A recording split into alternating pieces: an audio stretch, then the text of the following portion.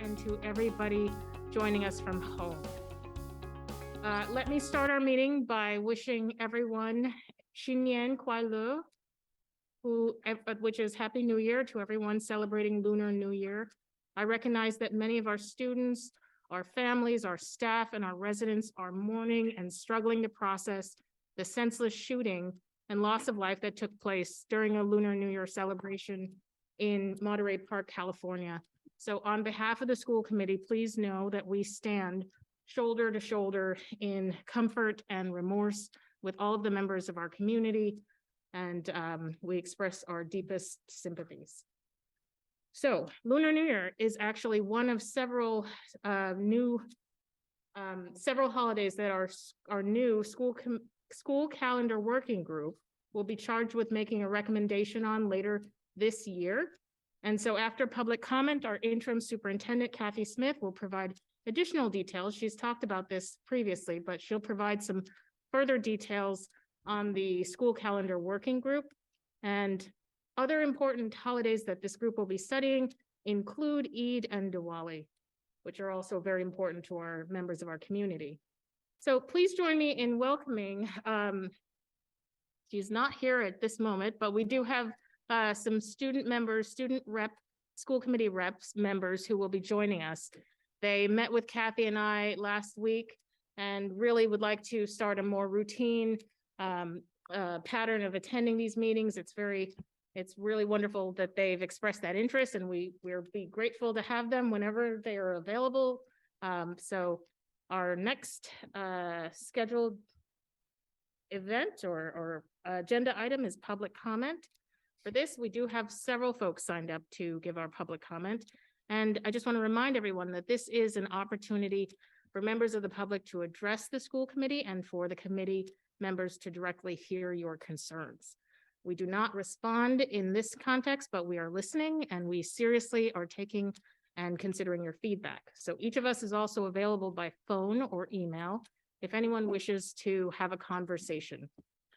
So in a few minutes, when I call your name, you'll be able to unmute, state your name, address, and take up to 3 minutes to share your concern with the committee. Vice Chair Kathy Shields will give a 30-second verbal warning before your time expires. And our first public commenter is Yulia Wei, followed by Grace Kai, and then Tammy Tiskar.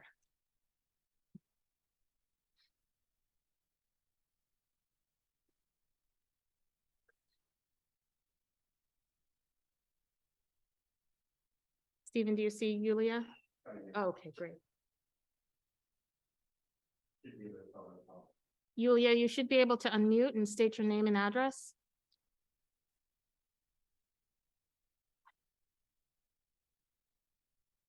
There you are. Can you unmute?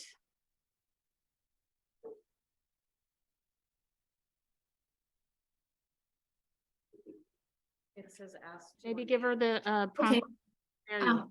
Hi, my name is Yu Jia.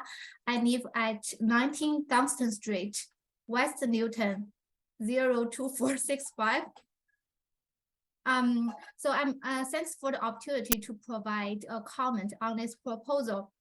As you may know, the Lunar New Year is the most important festival for all Chinese people. And it is also a very important festival for Asian ethnicities, such as Koreans, Vietnamese, and Malaysians.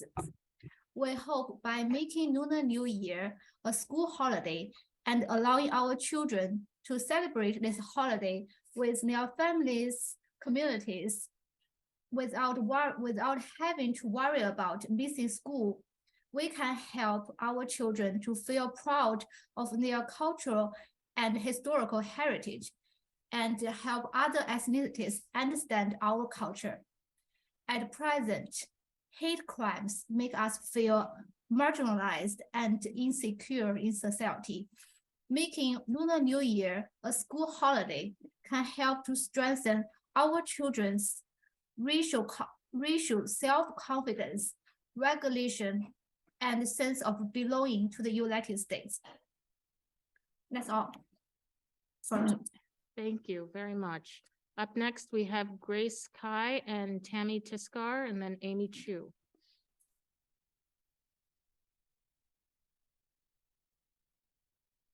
And Stephen, if you're working off of a different order, just let me know. Oh, I'm sorry.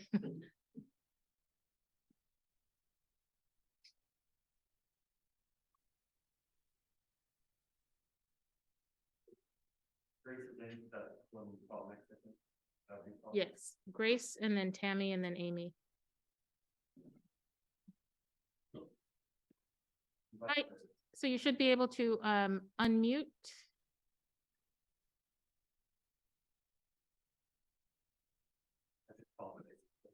Okay.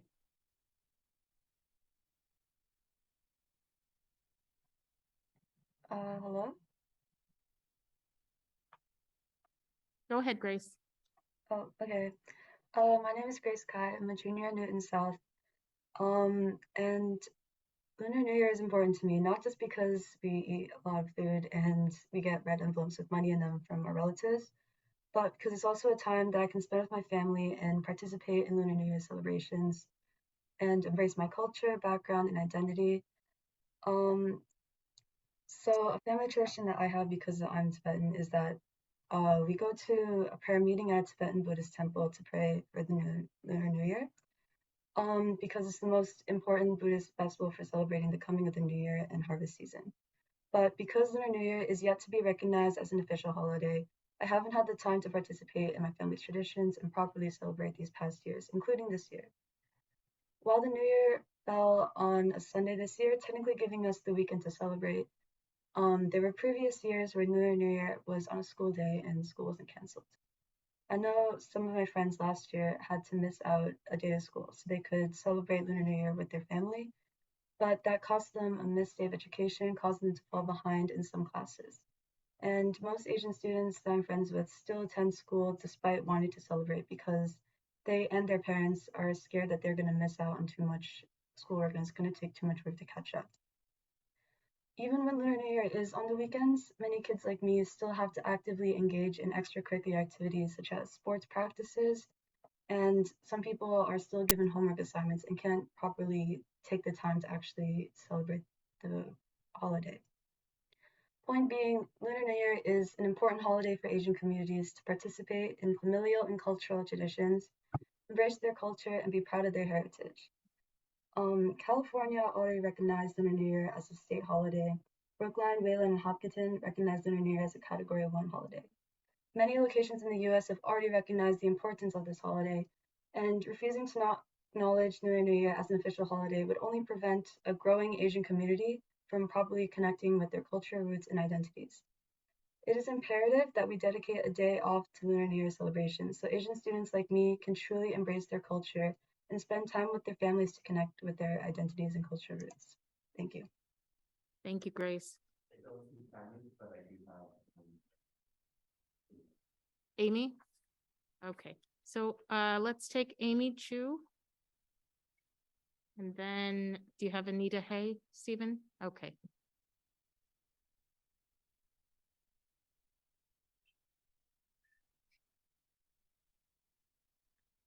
Hello, everyone. My name is Amy Chu, and my address is 483 Wilson Street, Union Center, Massachusetts 02459.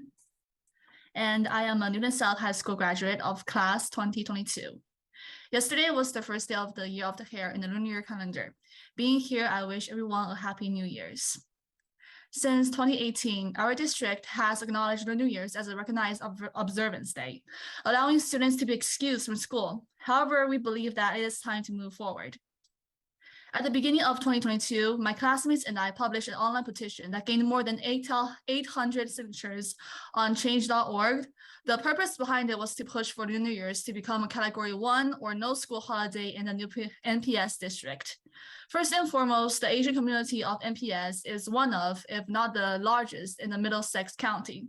Statistics taken from the Department of Elementary and Secondary Education shows that the Asian student makeup at NPS is currently 20.2%, exceeding the Wayland Public Schools by 0.7% and Brookline by 5.3%.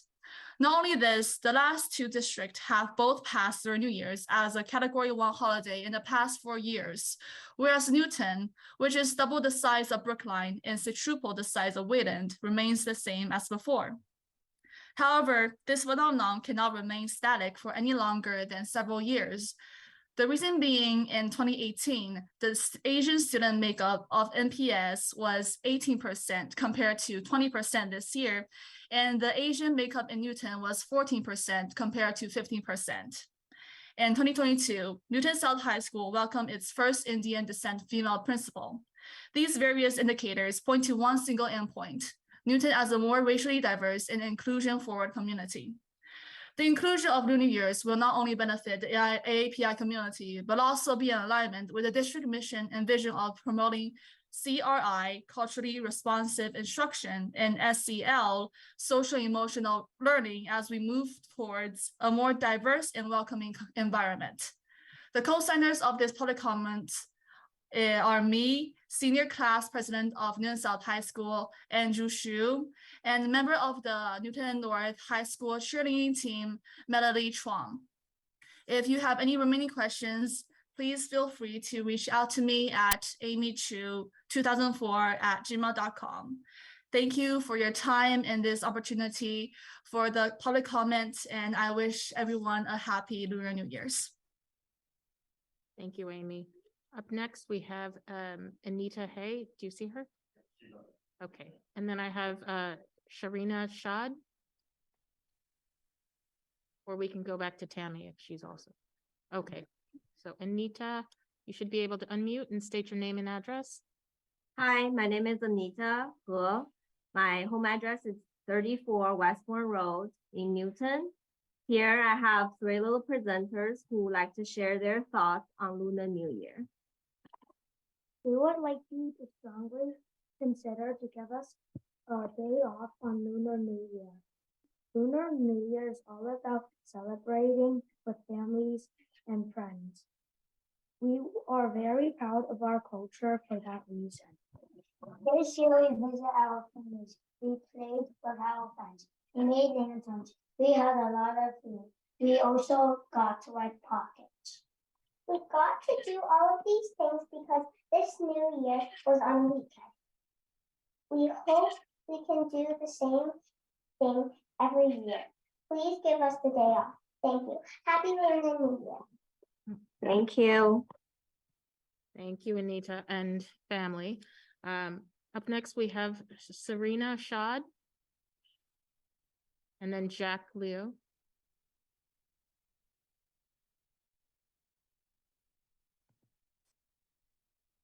Serena, you should be able to unmute and state your name and address. Unmute.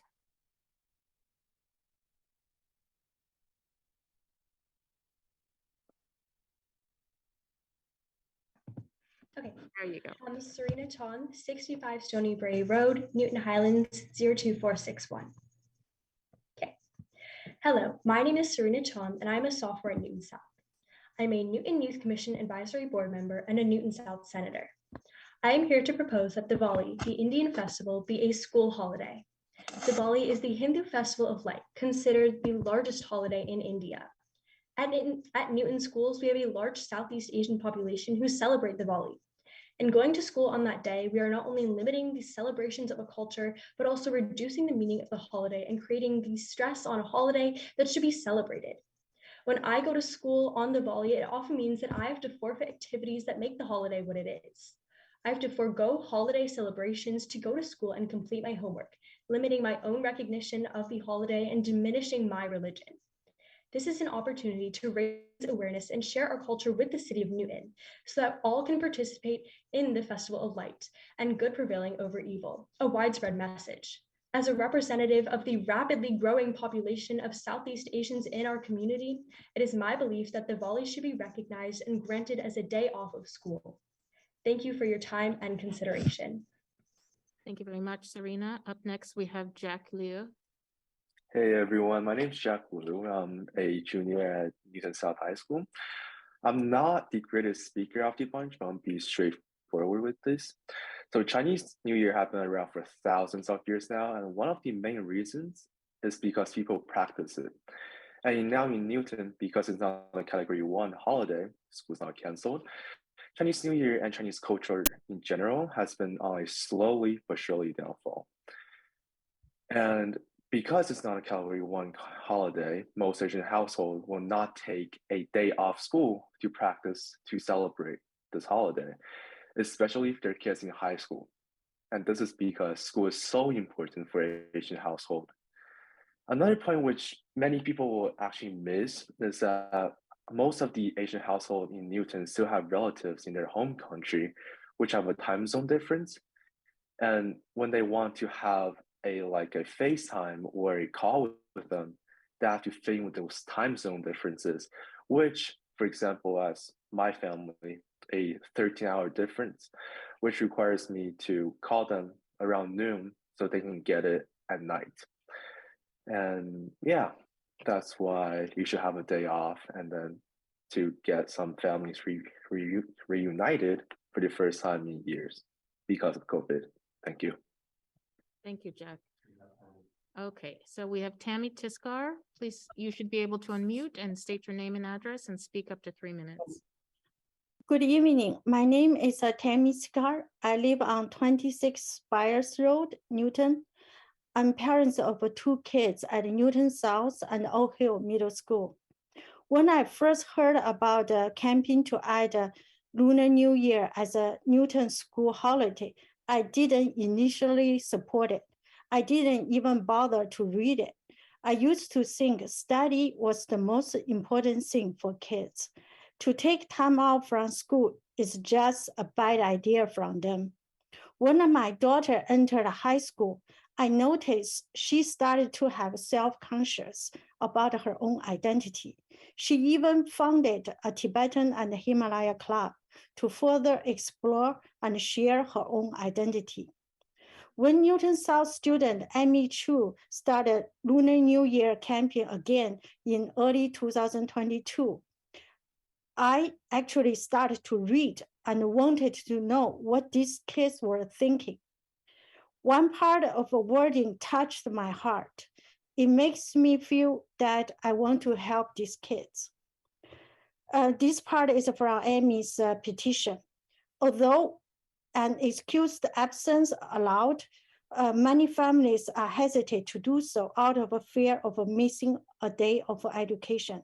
As a result, AAPI students lose the chance to deepen their connection with their cultural roots and take pride in their Asian identity. After I read this, I started to think in their shoes and worry about their mental health. How can these kids feel proud of who they are when the Lunar New Year is actually celebrated? Lunar New Year is one of the most important holidays in East Asia. It connects Asian students who were born and raised in America back to their cultural and religious roots. Lunar New Year is not only about ethnic food like dumpling or candies, but also cultural and religious practice as a Buddhist. We have a tradition to go to a Buddhist temple during Lunar New Year. It's a wonderful feeling if we can go to the Buddhist temple as a family to pray for the upcoming New Year. Lunar New Year is celebrated by many Asian and Southeast Asian cultures like China, Vietnam, Korea, Singapore, Philippines, Malaysia, Taiwan. I believe it will affect a lot of Asian residents in Newton. 30 seconds. In summary, it will be great to have it as a Category 1 holiday in Newton school calendar. Thank you very much. Thank you, Tammy. And thank you to everyone who spoke tonight. We very much appreciate hearing your perspective. Our public comment period is now closed. And I'd like to officially welcome, now that everyone is in the room, our student representative members from both Newton North and Newton South. They are Haruka Nabeshima. Thank you very much. I was close. Grace Churid, and correct me if I'm wrong, Helen Liu, Matthew Zhang, and Max Hawthorne. So welcome, student reps. We appreciate you being here and look forward to you joining us more regularly. All right, so turning now to our interim superintendent update, Kathy. Thank you, Tamika. I also want to wish our Asian community a happy Lunar New Year. And I also want to acknowledge the horrific shooting that occurred in Monterey Park over the weekend. What no doubt began as a festive evening to celebrate the eve of the Lunar New Year and the beginning of the Year of the Rabbit turned deadly as once again an Asian community in America was impacted by violence.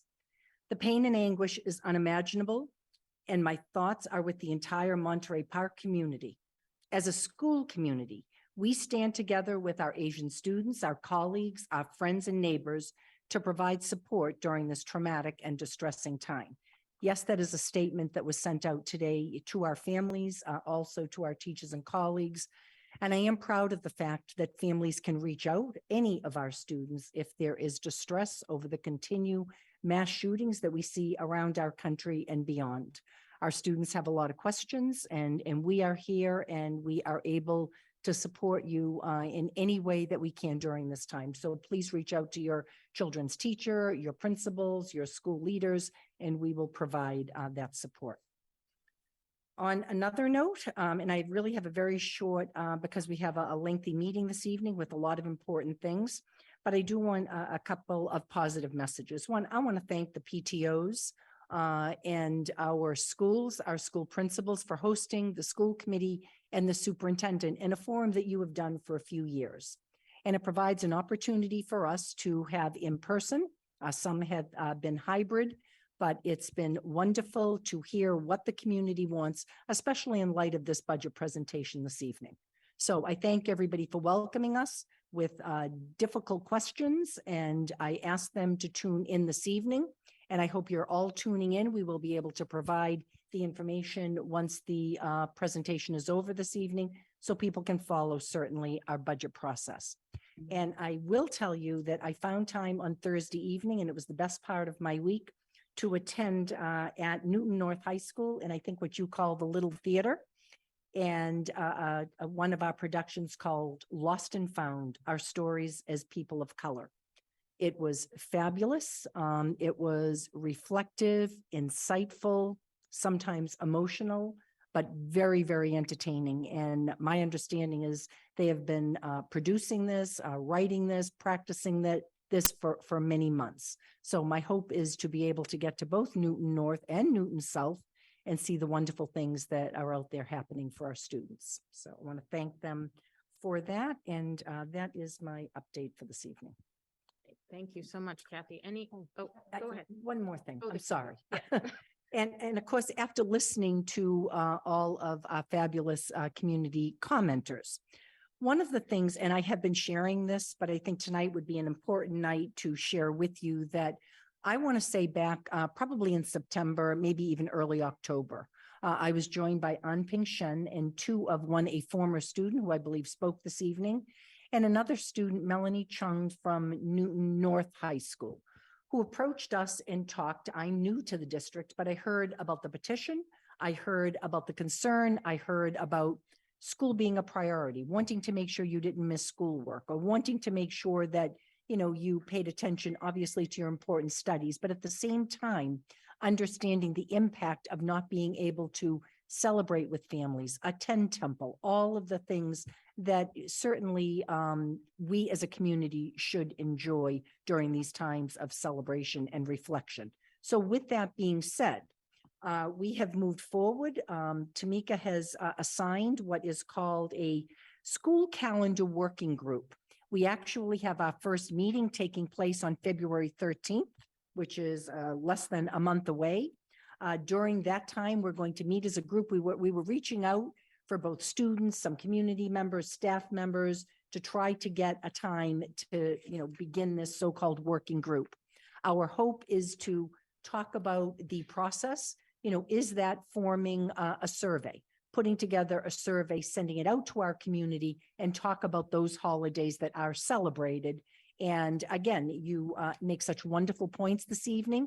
That will be the work of the working committee to begin this work and to report back to the school committee on a regular basis as to reviewing our school calendar options. Thank you. I'm glad you remembered to include that last bit. Any questions for interim superintendent Smith about anything that was shared in her interim update? Okay, we're going to then move right along to our consent agenda, where we have 6 items on our consent agenda. They are approval of the 2023-24 school year calendar, approval of the FY23 grant awards, approval of the merger of CTE graphics, carpentry, and auto accounts, Medco expansion request. That's an approval for that. And approval of out-of-state international field trips, as well as the approval of the June 21st, June 30th, and August 8th meeting minutes. So, does anyone have a request to pull an item from the consent agenda? Go ahead, Mayor Fuller. I'd just love to hear more about the Metco expansion request at some point. Thank you. I Go ahead, concur. Rajiv. I actually didn't understand the memo regarding it, so I'm in favor of Metco, but I didn't actually understand the background behind what is being asked. So we can, let's pull that item. And then if there's nothing further, Liam, I see, has taken the hot seat to give a little bit more context about the memo for the Metco expansion. So is there any other items that members would like to pull from the consent agenda? Okay. Considering we heard the feedback from the community, and I shared with you guys the concern last school committee meeting, I think I'd like to suggest to pull out the school calendar for further discussion. Okay, that's fine. So we will Thank you. pull the Metco expansion request out of the consent agenda and pull the, where was it? The FY 23-24 school year calendar from the agenda. That item we will insert later in our meeting prior to the superintendent search update. So it will now be the new item number 4. We will address the Metco expansion request in a moment. But first, is there a motion to approve the items that haven't been removed from the consent agenda? Go ahead, Rajiv. I motion that we approve the items that are still on the consent agenda. Perfect. Thank you. Anyone seconding? I'll second. Thank you, Emily. We'll do a quick roll call vote to vote on those items that are remaining on the consent agenda. They are the grant awards, the merger of CTE graphics, carpentry and auto, the out-of-state and international field trips, as well as the minutes from June 21st, 30th, and August 8th. Ward 1. Yes. Ward 2. Yes. Ward 3. Yes. Ward 4, yes. Ward 5. Yes. Ward 6. Yes. Ward 7. Yes. Ward 8. Yes. And Mayor Fuller. Yes.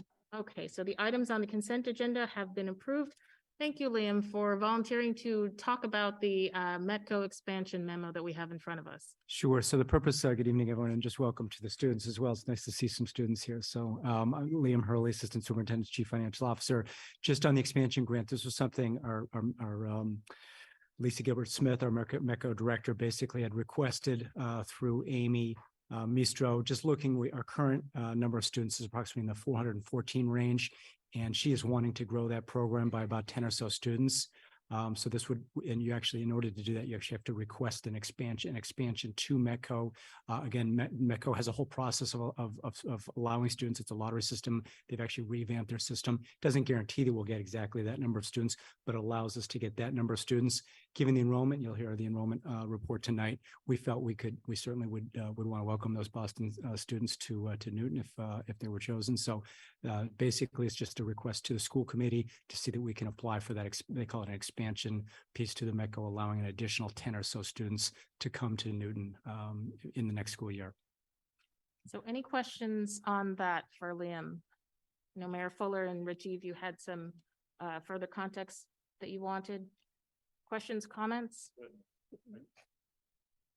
Thank you, Liam. That's helpful. how did we end up reducing our I guess, approved number of Metco seats to where it is now? How did we lose the 10 seats to begin with?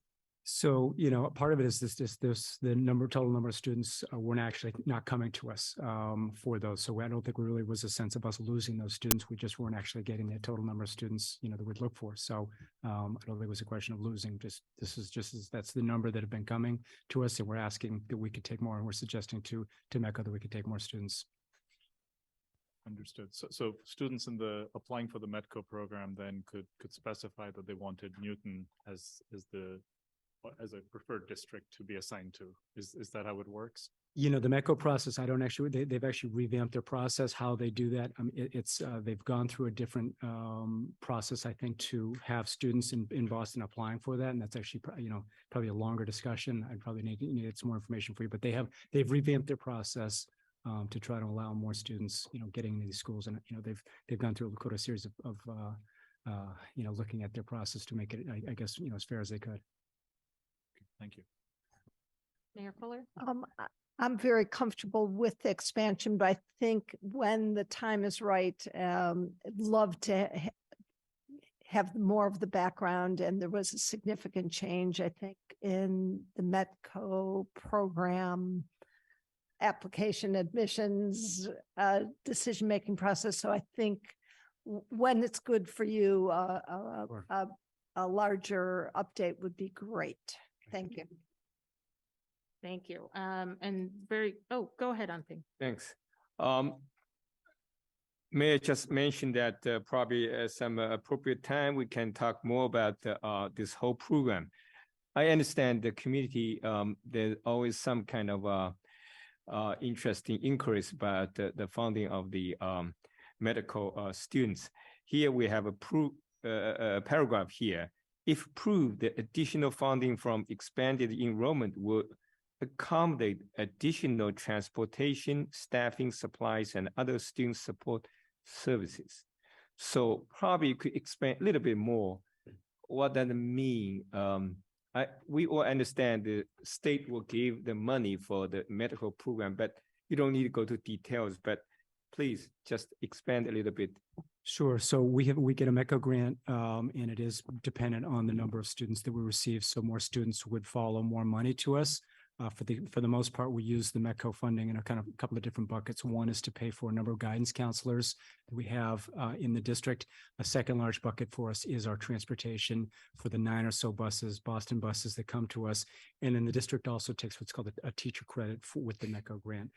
So would not be significant amounts of more money, but basically a little bit more money for those students that we could use to offset, particularly, transportation expenses. We'll hear a little bit about tonight as those go up every year. More money coming into the Metco grant will basically help offset either those expenses or some additional supplies or expenses that we may have in that. Just quickly, do you have a ballpark of this additional 10 students? Could it be? Yeah, so it would not be a large amount of money. Maybe in the $30,000 to $50,000 range for that. So I can get that information now. I can just take the total number of students and kind of look at what they might be doing. And there's typically some discussion with the state about Metco funding. There's typically some advocacy about trying to fund, the Metco program even more. So that might change the number, but I can get back to the committee. Thank you. Sure. So ran into Lisa Gilbert Smith. We both attended the Lost and Found show at Newton North on Friday night.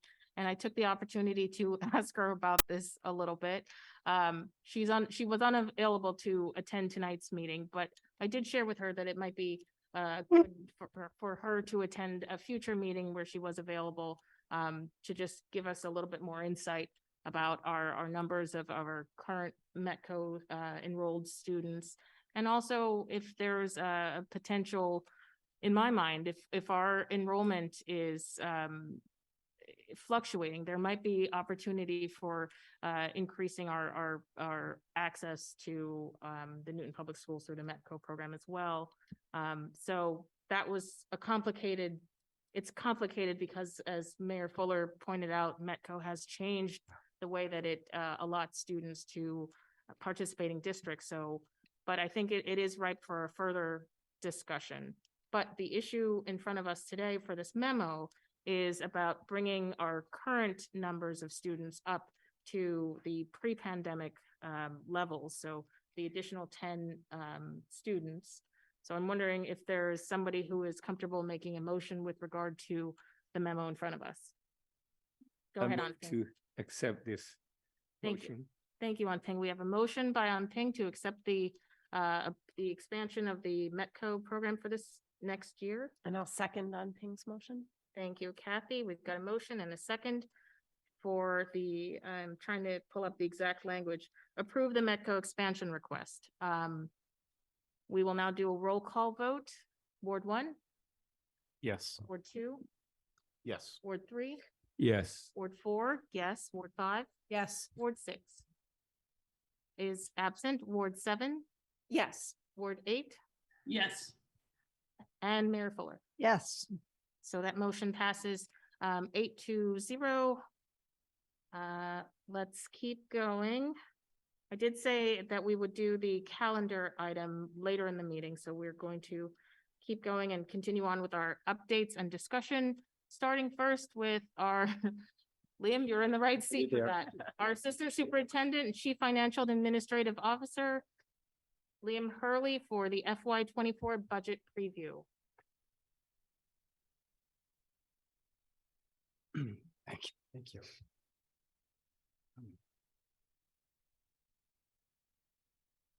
And Kathleen Smith is actually going to be joining me.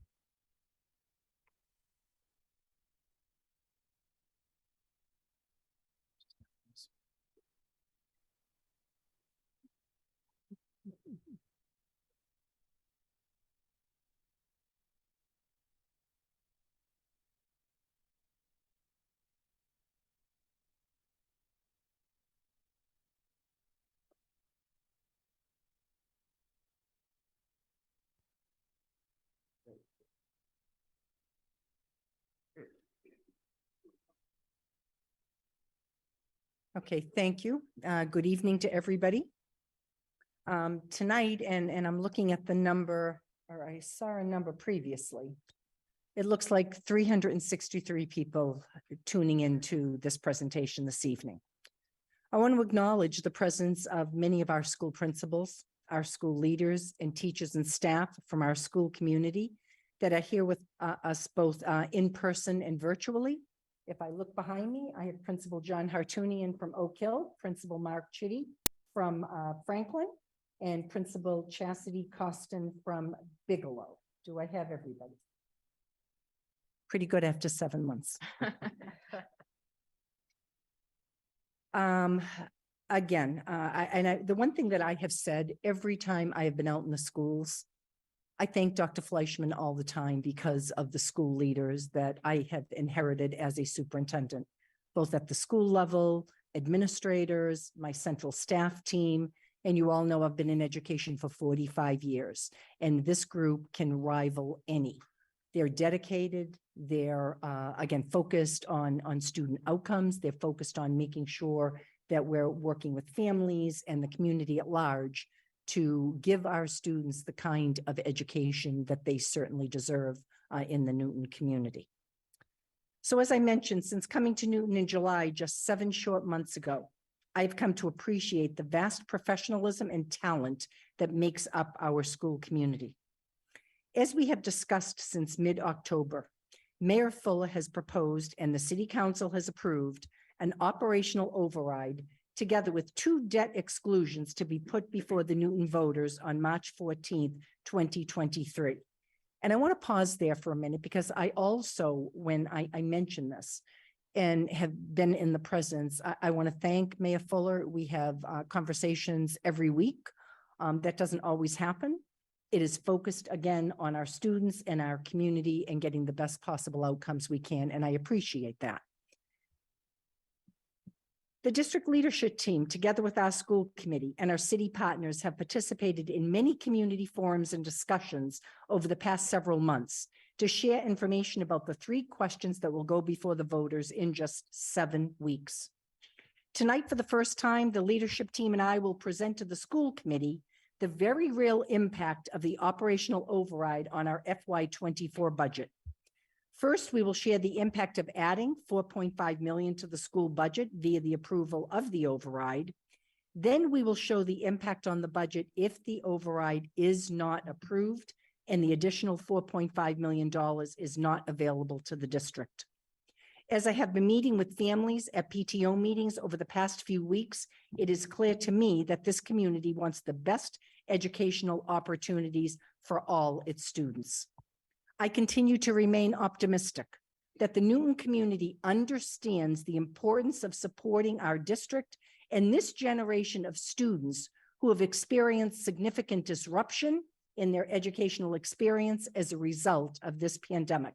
And you couldn't have had a better night than to have our students present here with us this evening as we present this important opportunity, for our community. School committee.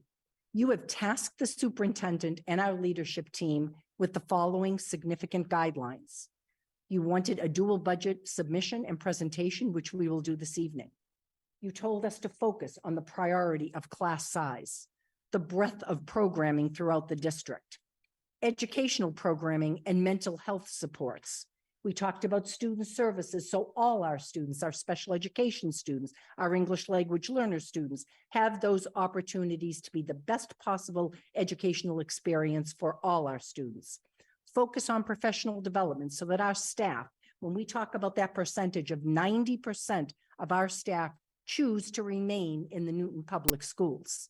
That is because of all of these things we just talked about, including their professional development and operational infrastructure. And of course, the school committee has been out with me at the PTO meetings, and we have heard not only from the schools that are on our debt exclusion as part of our operating override, but we have heard our schools telling us that they want 21st century schools, safe places for their kids to attend, and they clearly like the type of communities that you have created for our school systems here. You will see all these guidelines outlined in this presentation. I understand that this is just the beginning of a labor-intensive process for all stakeholders, always keeping our students' need at the forefront of every decision we make. And I will close so that we can begin by stating that having been out there, I understand the sacrifices right now. We understand what families are dealing with inflation rates. Every one of us isn't sure what the next heating bill would look like, what the next bill going to the supermarket is to provide food for our families. But this sacrifice, and I have said this widely, for this generation of students, it is a point in time that we will look back and every one of us will be held accountable for what we were able to do for these students, for the Newton communities. And Ping, I know you like to quote me on this, and I mean this sincerely. You have all heard me talk about you being a premier school district. And you hear the story that as an educator coming from Brockton after 42 years and 6 as their superintendent and advocating widely for equity in funding. I always looked at districts like the Newton Public Schools. I looked at your class sizes. I looked at your offerings. I looked at your academic excellence. I looked at your diversity. I looked at the belonging, all of the things that you have provided to these students. And we must continue to do that. As I said, for this next generation, it will have an impact on them for years to come. So without any further ado, we will begin our presentation.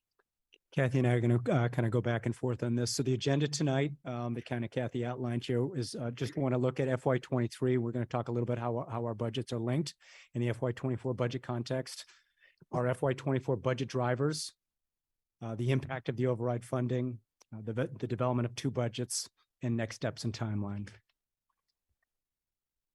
So the FY23 budget, and we'll actually be giving a fiscal and ops report, I believe at the next meeting, and we're going to continue to do that obviously throughout the year, is being managed effectively and is on target. This is a picture of Newton Early Childhood Program. This is very exciting. They moved in over the December break. This is a picture of the staff there. They've done a remarkable job, and there is a ribbon cutting this Wednesday. I believe it's 8:45 in the morning, and then there's an open house this Saturday at 10 a.m. So Kathleen Browning and staff, it's been a great project, and my kudos as well to the city buildings department in terms of bringing this on time and on budget. They do this. They've done this for the last number of projects. And there is, amazing team of people that getting this project done there.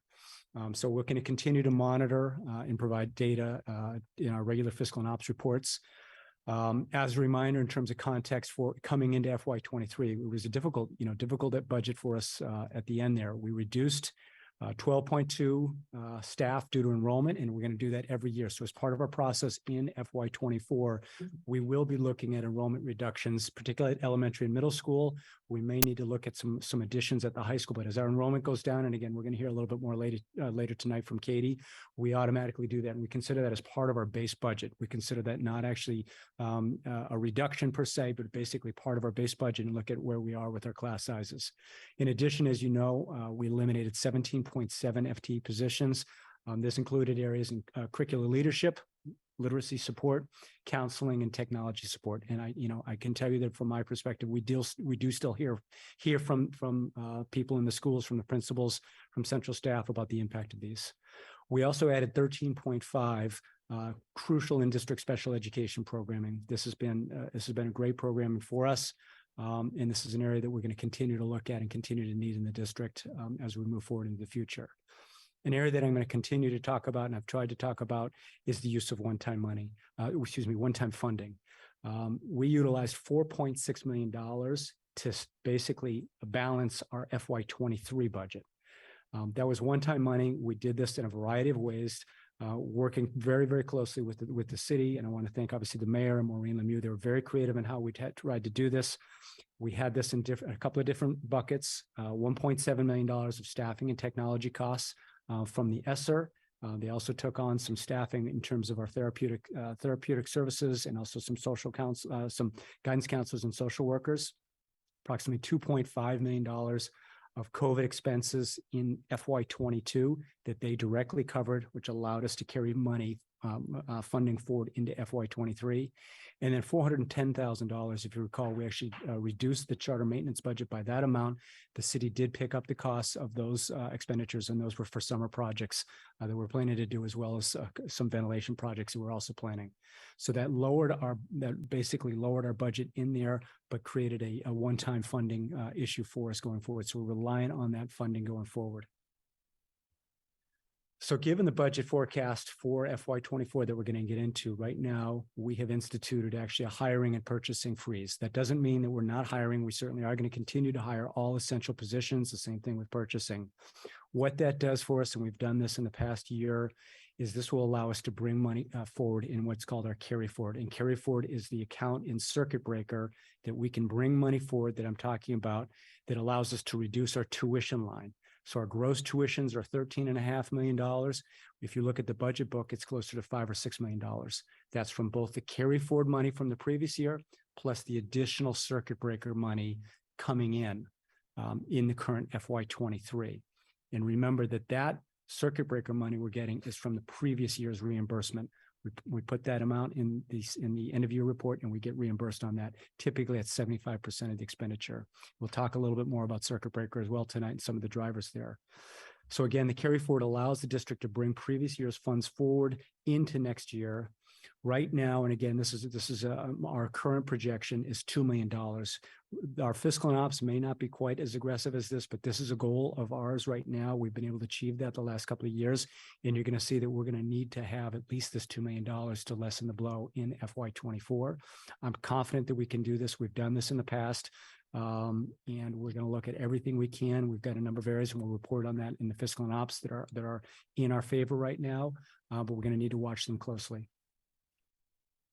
This is just a very broad summary of our expenses in Newton Public Schools. So our $262 million, essentially 89% of it is personnel. That's 72% in salaries, 17% in benefits, and expenses is the remaining 11%. And I'm going to talk about some of the big drivers and expenses. And again, those expenses are just a smaller portion of the overall $262 million budget. Now, Kathy, if you wanted to talk about the Sure. goals. So our FY24 budget goal is to maintain the current level of service provided to students and build a sustainable budget over time. One comment I do want to make, when we looked at the reduction of some critical positions in your last budget, and again, that was needed to be able to balance the budget last year. Those are things that, again, I just want to make sure it's clear to our staff. Some in the area of the curriculum department who are teaching some of the time and taken away from some of their administrative duties.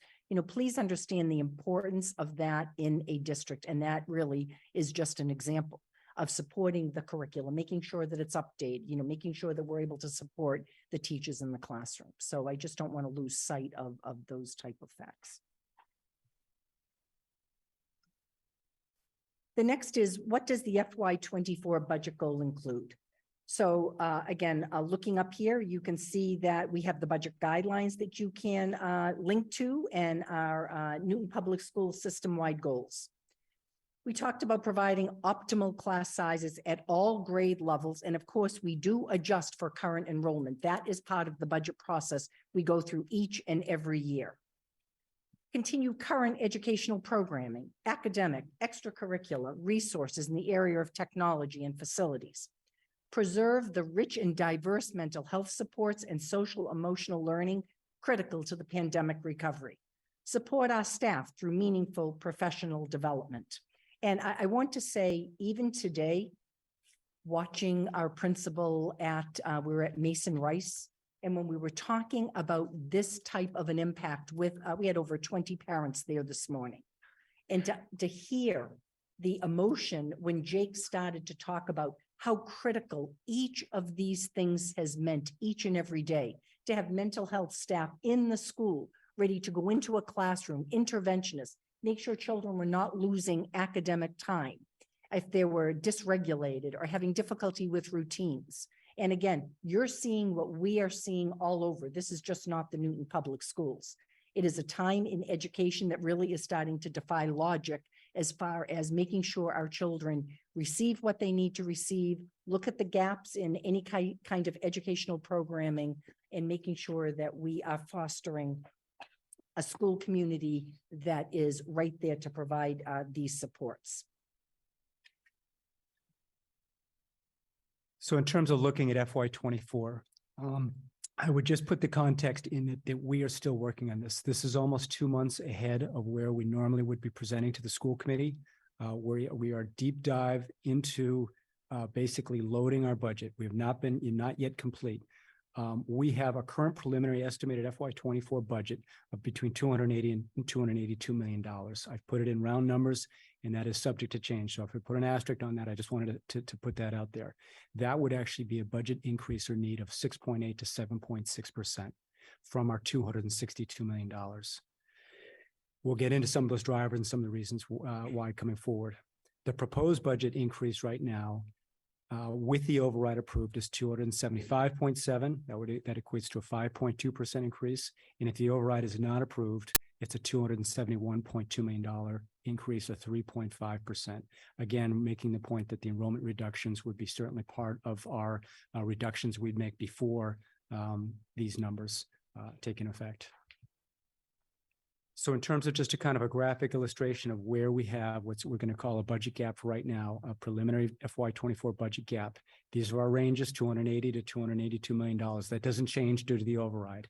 You've got the impact of the override in budget one. This is if the override is approved, $275.7 million. If you take out the $2 million carry forward, that is a goal of ours right now. And again, that's something that that's an assumption. That's something that we're going to be working on and talking to you folks forward. That brings you a gap between $2 to $4 million still. The budget number two, which we're going to focus on tonight, the override not being approved. Again, the $280 to $282 million gross budget needs of a budget increase of a little more than $9 million to $271.2 million. Again, that same carry forward goal shows a gap of $6 to $8 million. That's significant. On budget number one, even with the budget approved, this goes back again, showing that gap. We have the goal to maintain the current level of services provided to students and build a sustainable budget over time. What are some ideas? Some ideas are to increase fees, and it's something that would be coming forward to you folks and looking at our fees. We have not touched fees, I don't think, for more than 5 years. We did some athletic fee increases approximately 5 years ago. We would look at charter maintenance. We look at what that $410,000 and what that might mean, what if restoring that is if that's the best interest for us right now. We'd also talk about some additional risk assumptions. We certainly obviously need to make continued further targeted reductions in either operational educational areas if we need to. Budget number 2, this is the override. Override is not approved. Again, this is showing the $6 to $8 million gap at the bottom line for Newton Public Schools needing to cut. I want to move into some of the drivers and why we're in this position. So one of the first thing, and I think you're going to hear this loud and clear, is the growing student needs. I think it's evident that what we've heard and what we're all feeling, experiencing is very real. And so that is absolutely something that we've been talking about, are going to continue to talk about.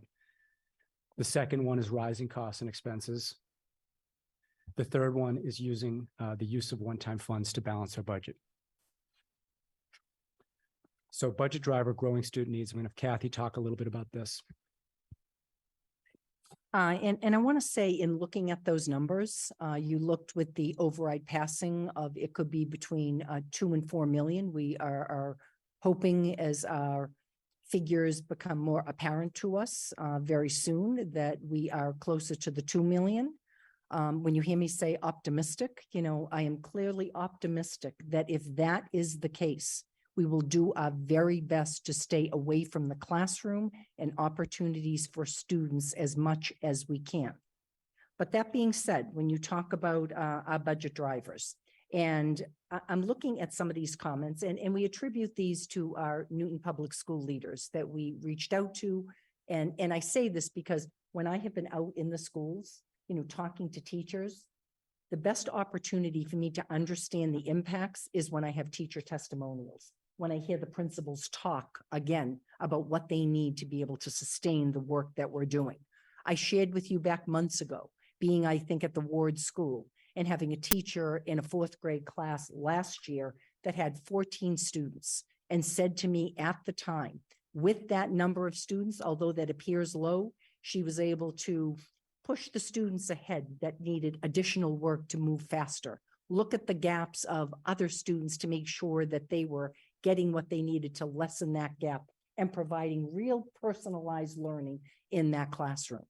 I know that we cannot have class sizes of 14 in every class, but these testimonials show us, coming off of this pandemic, what we can do if we keep those class sizes appropriate. I'm going to and you can certainly read this, but despite tremendous effort, skill, and creativity on the part of all our educators, a significant number of students return from the pandemic with gaps or uneven academic skills. Supporting students has required highly tailored and individual instruction paired with careful tracking, progress monitoring. Newton had done an excellent job of providing resources and support, but this isn't the work of 1 or 2 years. All of the infusion of monies, and thank goodness we had the CARES Act, and thank goodness we have ARPA funding and still have some. Thank goodness that we have ESSER funding for another year or so.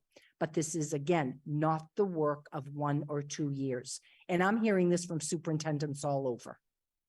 Depending on a student's age and experience during the pandemic, they will continue to need this level of support for a number of years to come. And this is across all levels. Educators are seeing an increase in student academic and mental health needs. Additional in-district special education programs, staff, and transportation that I've talked widely about that we have created for our students here in Newton. At the middle school level, mental health staff are seeing a rise in school refusal, sometimes avoidance, anxiety, and depression in some of our students. In terms of overall social skills that would have been developed in earlier years, but may have been slowed, likely due to the pandemic, and individual caseloads are robust. And overall, there have been some safety evaluations, as well as an increase in initial eligibility evaluations at the secondary level. Next, please. Again, another quote from one of our school leaders. There has been more of a need for teachers to understand vertical alignment and prerequisite skills from previous grades. So vertical alignment is, again, looking at what was done in the previous years. We build on how the students come to us from second to third to fourth grade. This hasn't been an easy task all the way into our middle and high schools to help address the gaps we are seeing in learning. This is increasing planning time and time needed with literacy coaches, math coaches, SEL coaches, interventionists. The upper grade teachers have needed more support in learning skills not usually taught at the upper grades. And lastly, I don't think it has ever been harder to be a teacher than at this moment in time. Students are coming to school every day with complex mental health and learning needs that require incredible support, thinking, and collaboration. The need is above what I have seen in 20+ years in education. Teachers desperately want to meet the needs of all of their students, but it is really hard and taking a toll. Our psychologist and SEL team are inundated with emails from parents looking for assistance.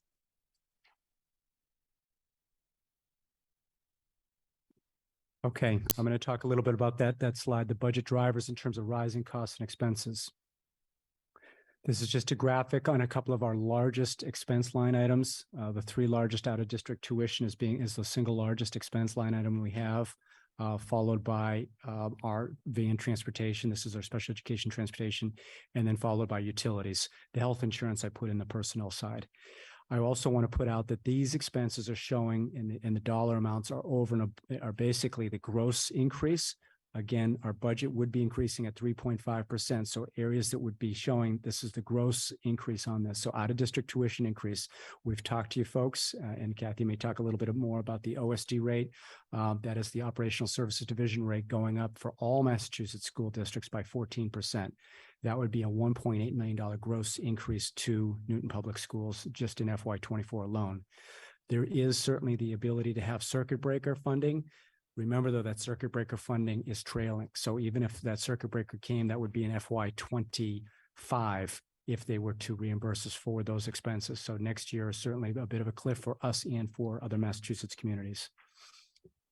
So in talking about the OSD rate, and I've been sharing this with families when we've been out on our tour, we certainly depend on many of our private schools for our neediest students to make sure that they have an opportunity to progress the best that they can, and certainly to impact their lives for years to come. And one of the things that the commissioner shared with all superintendents, that they were seeing that the schools were having difficulty hiring staff, weren't able to meet the salary demands. So that is the reason going from 1 to 3% up to 14%. We support that increase to make sure that when we're looking to place our students, that there is an appropriate school out there for these students.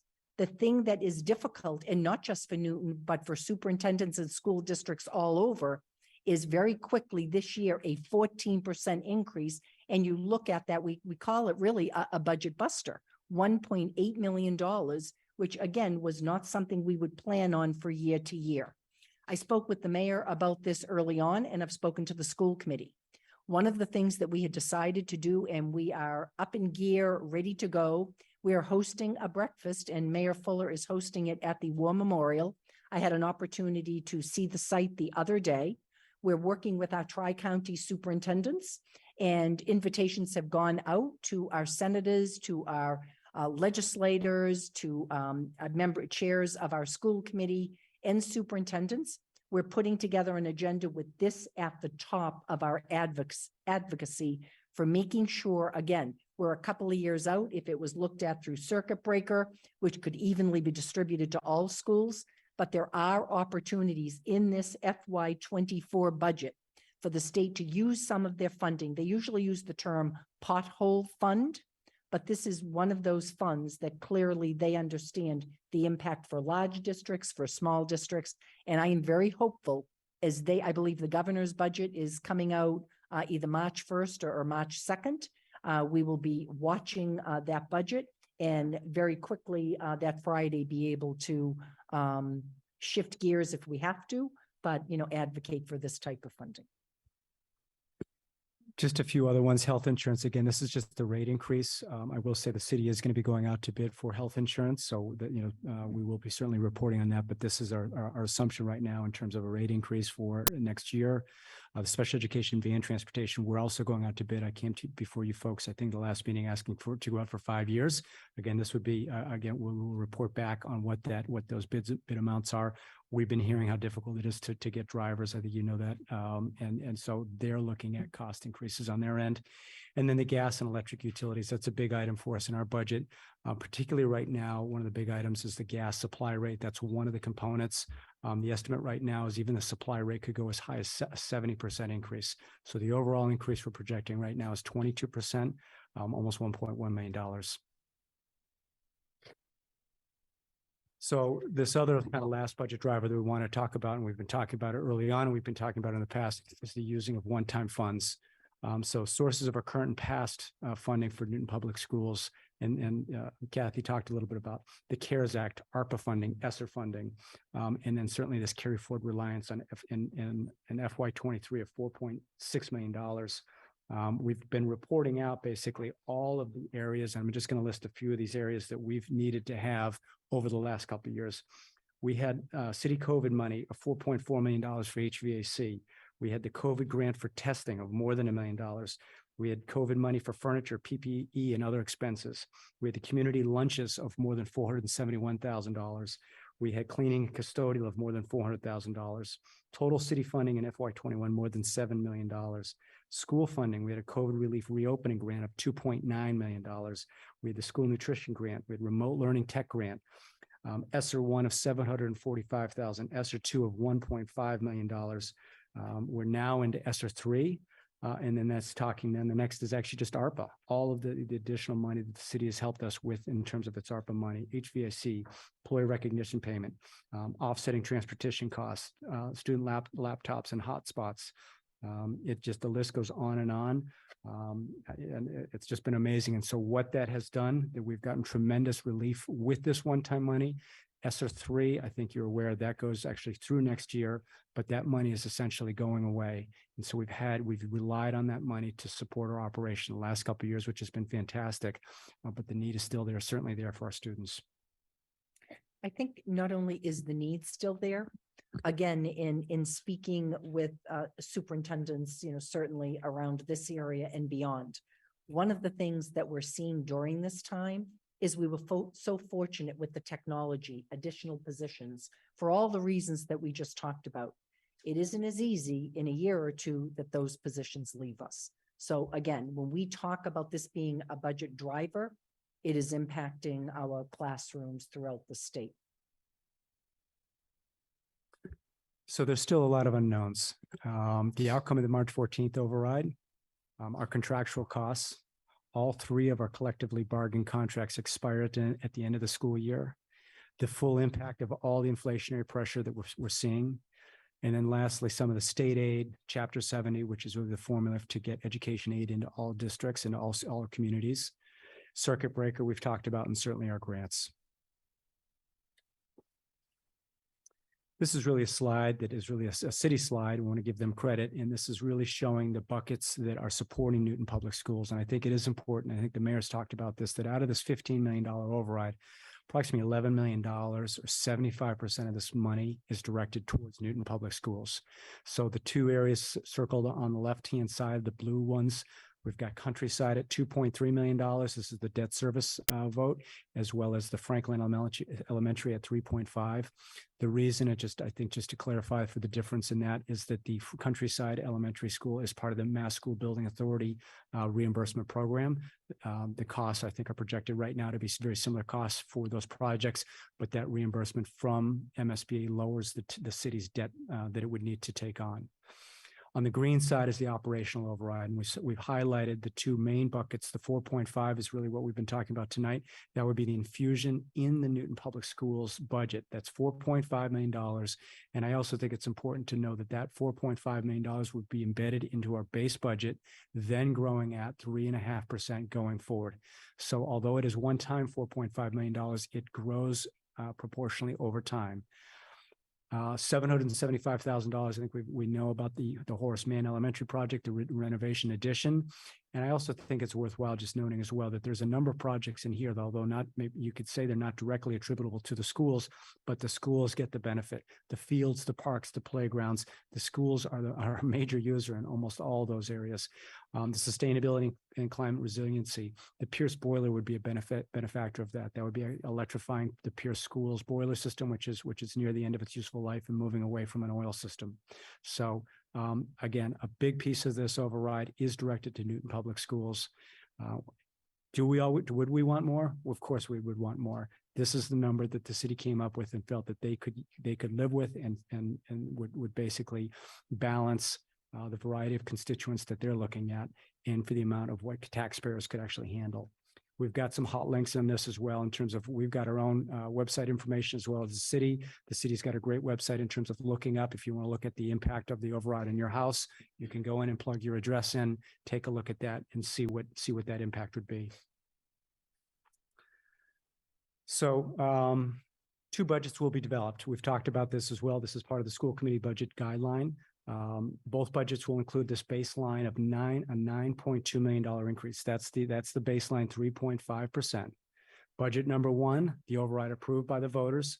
That includes an additional $4.5 million on top of the 3.5% increase in the Newton Public School operating budget. Again, that would be growing at that same 3.5% going forward. A budget gap remains, but it is small, and it's something that Kathy and I have talked about and have talked with central staff. That is something that we are going to work down as hard as we can. We think there might be some recommendations around fees and potentially some other reductions, but that is an area that we would basically look as hard as we can to make as few reductions outside of the classroom as possible. The budget number 2, the override is not approved by the voters. This is going to be significant budget gaps and reductions. This will require extensive reductions to the educational services and infrastructure. We're going to talk about what some of those would be from a high level at this point.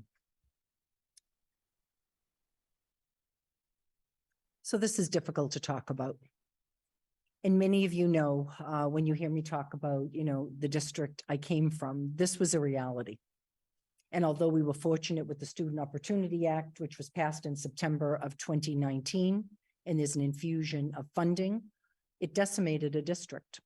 And I'm sure it continues to take its toll on those years when we had to make significant cuts in our budget and affected probably a generation of students.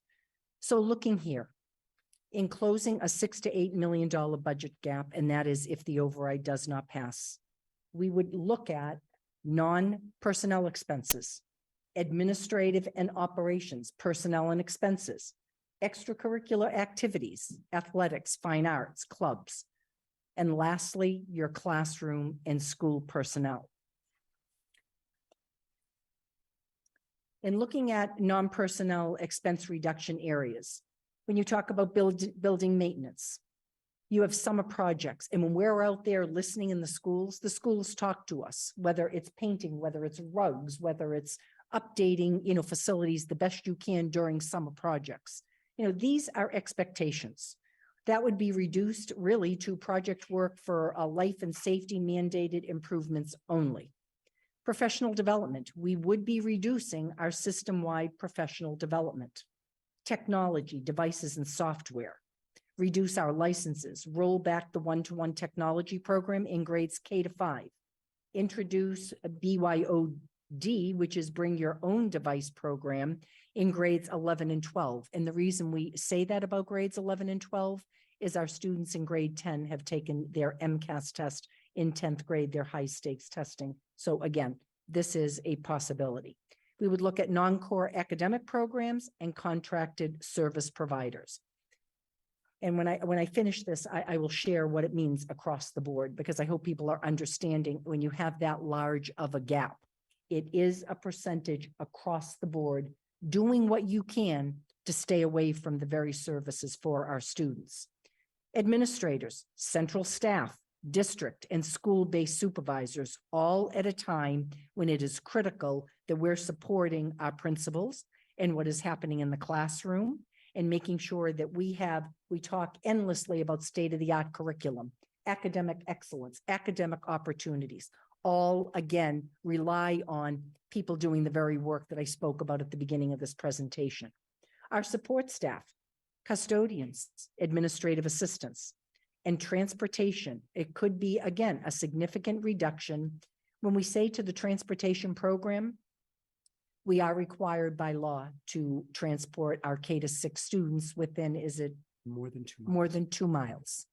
So this is important, I'm sure, to families. You know, look at your roads, your crossroads. This is a metropolitan, very busy city. And our children's safety is of the utmost importance and a priority to us. And we would have to look at, when you talk about structural deficits, if we had that large of a deficit. Extracurricular activities. And again, with our young people here, I don't want to panic people. It would be looked at as a reduction. So when you're looking at athletic programs at your middle and high school, you provide a robust program for kids to have opportunities for competition. You have freshman athletic programs, JV programs, varsity programs. We'd look at your music programs, the theater programs, clubs, and activities. And again, this isn't across the board, this isn't eliminating, but it is taking a look at, are there some clubs that you could reduce? Maybe the participation isn't as high. But I will tell you, I was speaking to a member of your community, and this was just, it made me really step back and think, having been a school adjustment counselor and knowing how important it is for some kids to have a place to go, to meet their peers, to be able to socialize. Maybe they're not the best athlete, maybe they're not the best on the stage, but to just have that opportunity. And we were talking about your freshman sports, and I was told that that was a no-cut. Students get the opportunity to try out volleyball, to try out field hockey, to try out all of those types of things. That is why you're the premier district. That is why you offer those opportunities. And the last one, the classroom and school personnel reduction areas, eliminating 40 to 50 educator positions, resulting in the following impact on our students. You would have larger class sizes at all levels, increased caseloads, more students to support with your social emotional learning, your SEL, mental health professionals, guidance, counseling, college and career support. It isn't that we wouldn't provide those, but again, when I heard the principal today at Mason Rice talk emphatically about having the personnel right there to support him, to support our students, during this time, that is what makes a difference. He's not sharing an adjustment counselor with another elementary school that might only be there a certain number of days a week.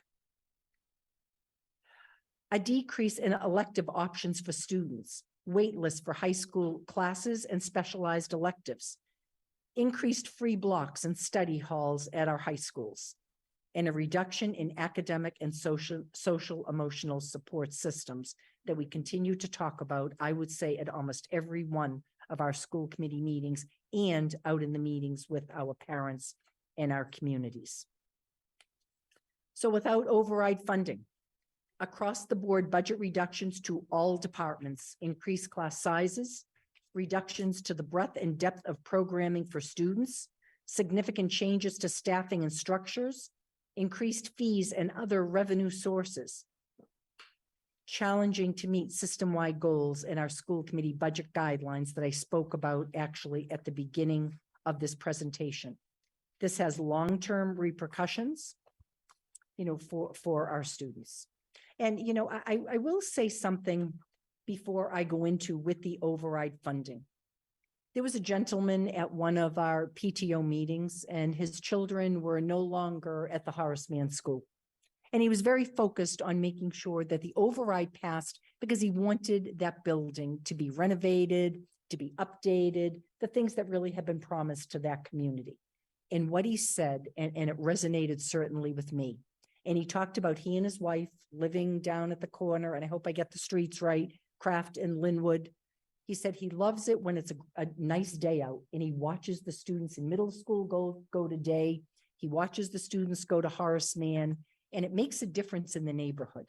It makes a difference in his property value. And what he said resonated with me when he said, at a time of inflation and very difficult decisions, I know that the one thing that I need to invest in is not only my property, which has certainly large value here in Newton, but also my schools, also those students that I see each and every day. And I would ask our community out there, whether you are somebody with students in the schools and this clearly is impacting you, or whether you own property in Newton, or you just, again, know that the right thing to do for all of our neighborhoods and our community is to support our students the best we can. So with override funding, it provides the Newton Public Schools with critical funding to remain a premier school district, providing every student with a personalized learning experience, strong and engaging academic programs with challenging classes and coursework, robust and meaningful mental health supports, and modern, innovative, and readily accessible technology, not sharing a technology cart when you want to use that in your classroom.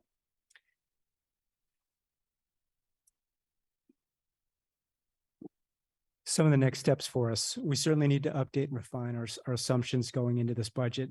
As I said, we'll be doing that. We've got a budget preview in each of the next upcoming school committee meetings. We're busy at work trying to make sure these assumptions are as accurate as we can. Some of those gross baseline assumptions may change a little bit. We certainly need to continue to develop a detailed reduction necessary for budget number 1 and number 2. We certainly want to build community awareness of the override's impact on the NPS budget for all stakeholders. As I talked about, we're going to continue to update you folks. And then March 3rd, Kathy talked about hosting a breakfast with state legislators to support advocacy for schools. I really think this picture says it all in a closing. This is the reason that you spend the hours that you do. And I thank you for the hours that you spend on so many projects. Your students sitting here this evening are getting an education themselves, looking at how a school board functions. But I'm here to tell you they spend hours making sure, again, that everything we spoke about tonight is a priority to provide to our students throughout the district. This shows you our educators, our principals, our school leaders. They're happy, they're productive, because we are doing the very work that we need to do as a community to make sure when you hear about Massachusetts being number 1, we want to make sure that it is, but we want to make sure that Newton is number 1, that Newton is a place where a family chooses to come for the very things that we talked about this evening. And I know this is a sacrifice during this time. And I ask people, I've heard sometimes people being upset with politics. Sometimes they're upset if they felt we didn't get our students back quick enough during a very challenging pandemic. There were all kinds of reasons, and I understand those feelings, and we will do our very best as a school community to make sure that we are transparent, that we are communicating with you, that we are out there listening to what you're saying about what you want for our students. But this is such a critical point in time. We will keep you updated as we go through this process. But again, it is important when you hear me say 7 weeks, it really isn't 7 weeks. March 14th is 7 weeks. But I understand that there are ballots being sent out sometime in February that will share with you, again, the reasons for the override, sharing with you information. And this was our opportunity tonight to at least set the stage to give you as much information as possible so you can make an informed decision that certainly benefits our entire community. So thank you so very much, Kathy and Liam and your entire team, including John and Mark and Chastity, who are here with us tonight. We know how difficult putting together these various budget scenarios are and we appreciate that the uncertainty of that is disruptive, not only to you, but also to our staff and our students. So I thank you very much for doing all that work and putting that before us. Before we open it up for questions, I do want to highlight an event that's happening on Thursday, which is going to be an opportunity for folks who must have a lot of questions, especially after the information that you two have so thoroughly provided. A lot of questions on the override in general and the effects or the impact on the Newton Public Schools in particular. There will be a virtual town hall this Thursday night at 7 p.m. There will be a very brief presentation followed by a very extensive period of question and answer. And I am told that the team, thank you, Mayor Fuller, who will be there. The team will be staying the entire time as long as it's necessary for questions to be answered. And they've done a really amazing job thus far. But this one is one that I know a lot of people will probably be tuning into. The information on how to join that meeting is available on the city's website. That's newtonma.gov/override. It's a Zoom meeting. It's a virtual, very easy way to attend and to hear information. So I encourage everyone to do that. So with that, we will open it up for questions. And our student members, please listen carefully. If there is something that you would like to ask about that you feel hasn't been covered significantly enough, I will give you a chance in a few minutes after we twirl through the school committee members. So be listening for that. Members, questions or comments? Go ahead, Rajiv. Great. Thank you very much. This is, I wouldn't say happy news, but is really helpful as we think about the process going forward and implications from the override. I have what I have for now, what I think are two very quick questions. So first, when we looked at expenses, was the assumption that the current structure of the union contracts would continue into next year as we looked at this? Go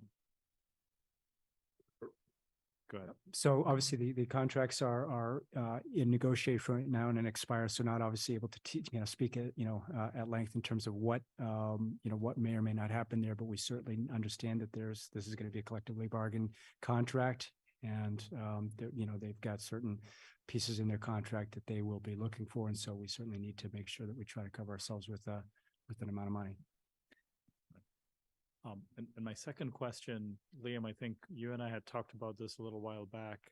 A very rough average in terms of the salary plus benefits for one of our teachers, on average, again, I believe was around $110,000 or so, fully loaded. So fully loaded is a little lower than that. Approximately, I think we're using about $94,000 for just a teacher. That's against an average number. That's salary plus benefits. And so we've got different pieces in terms of our benefit costs, health insurance being the most expensive there. So worst case scenario, that equates to 80 educators being lost. Or a trade-off. If we don't want to lose 80 educators, we're looking at trying to offset that by cutting,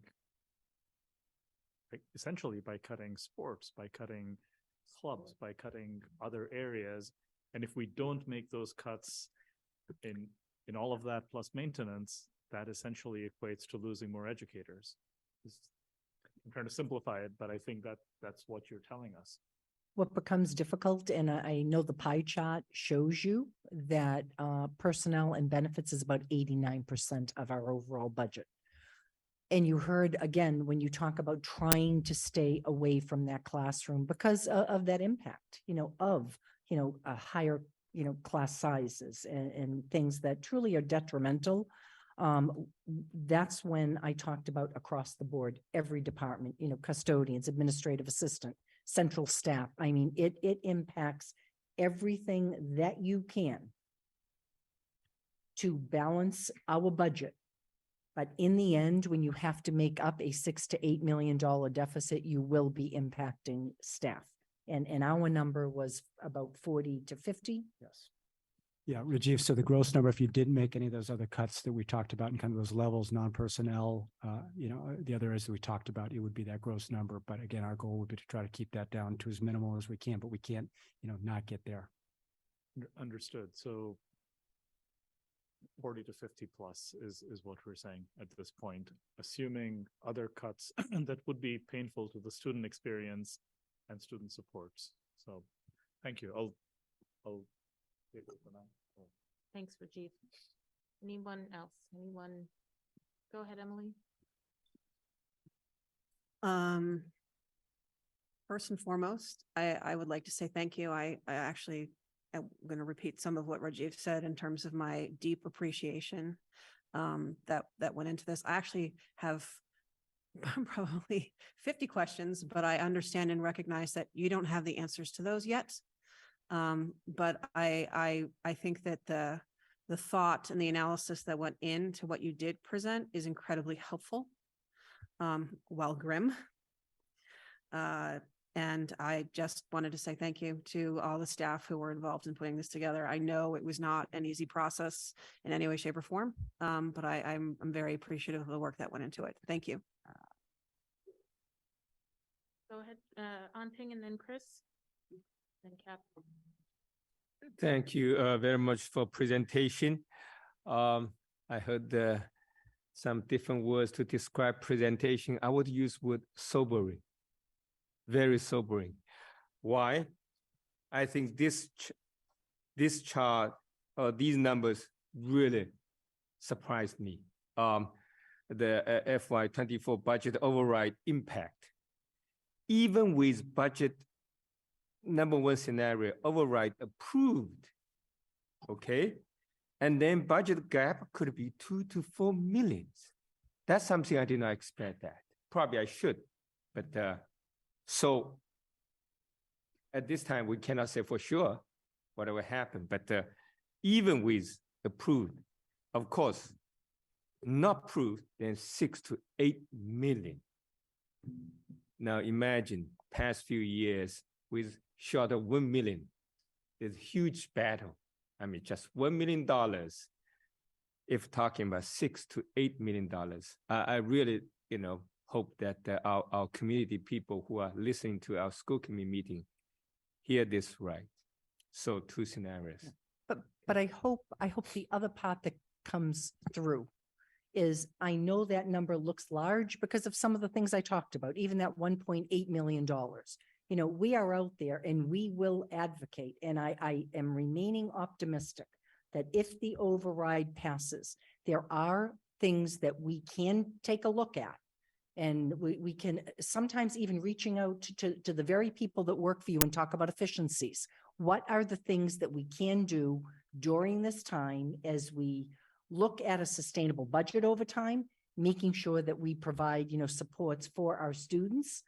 It sounds funny for me to sit here and say $2 million and I remain optimistic, but I remain that way because I again, think that with the very priorities you put before us, we can actually focus on some of those priorities. Without the override, it is going to be difficult. This is not a threat. We are putting a lot of work and we need to obviously roll up our sleeves. The real work, it really starts tomorrow. And honestly, it's already started. Appreciate that. Now I have a question, Tamika. Here we're talking about 3 drivers. The last one is using one-time funds. And of course, I understand at this early stage, you guys cannot give all the detailed information. It's too early. And since you're developing 2 budgets, now this is double work for you guys. But here, could you say a little bit more about sources of kind of past MPS one-time funding and carry forward Reliance FY23, 4.6 million. So Reliance, I assume this money we used in past years, and that if we want to keep the project and that we need to have that money to keep going, please explain. Certainly. Thank you, Anping. So the $4.6 million. So I kind of think of it this way, possibly. Imagine that our budget is $262 million. In all reality, our budget really needed to be $266 million.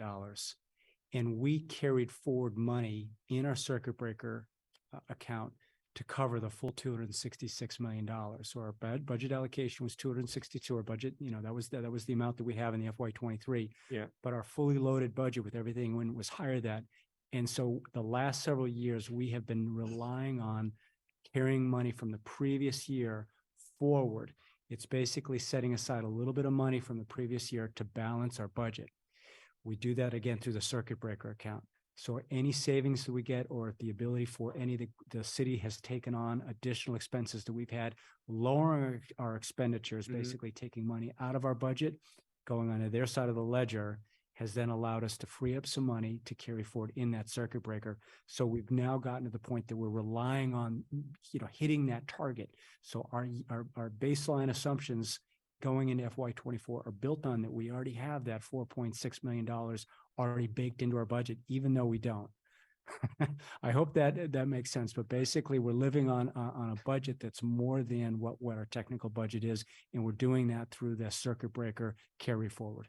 But here, if I understand correctly, carry forward from FY23, we have 2 million.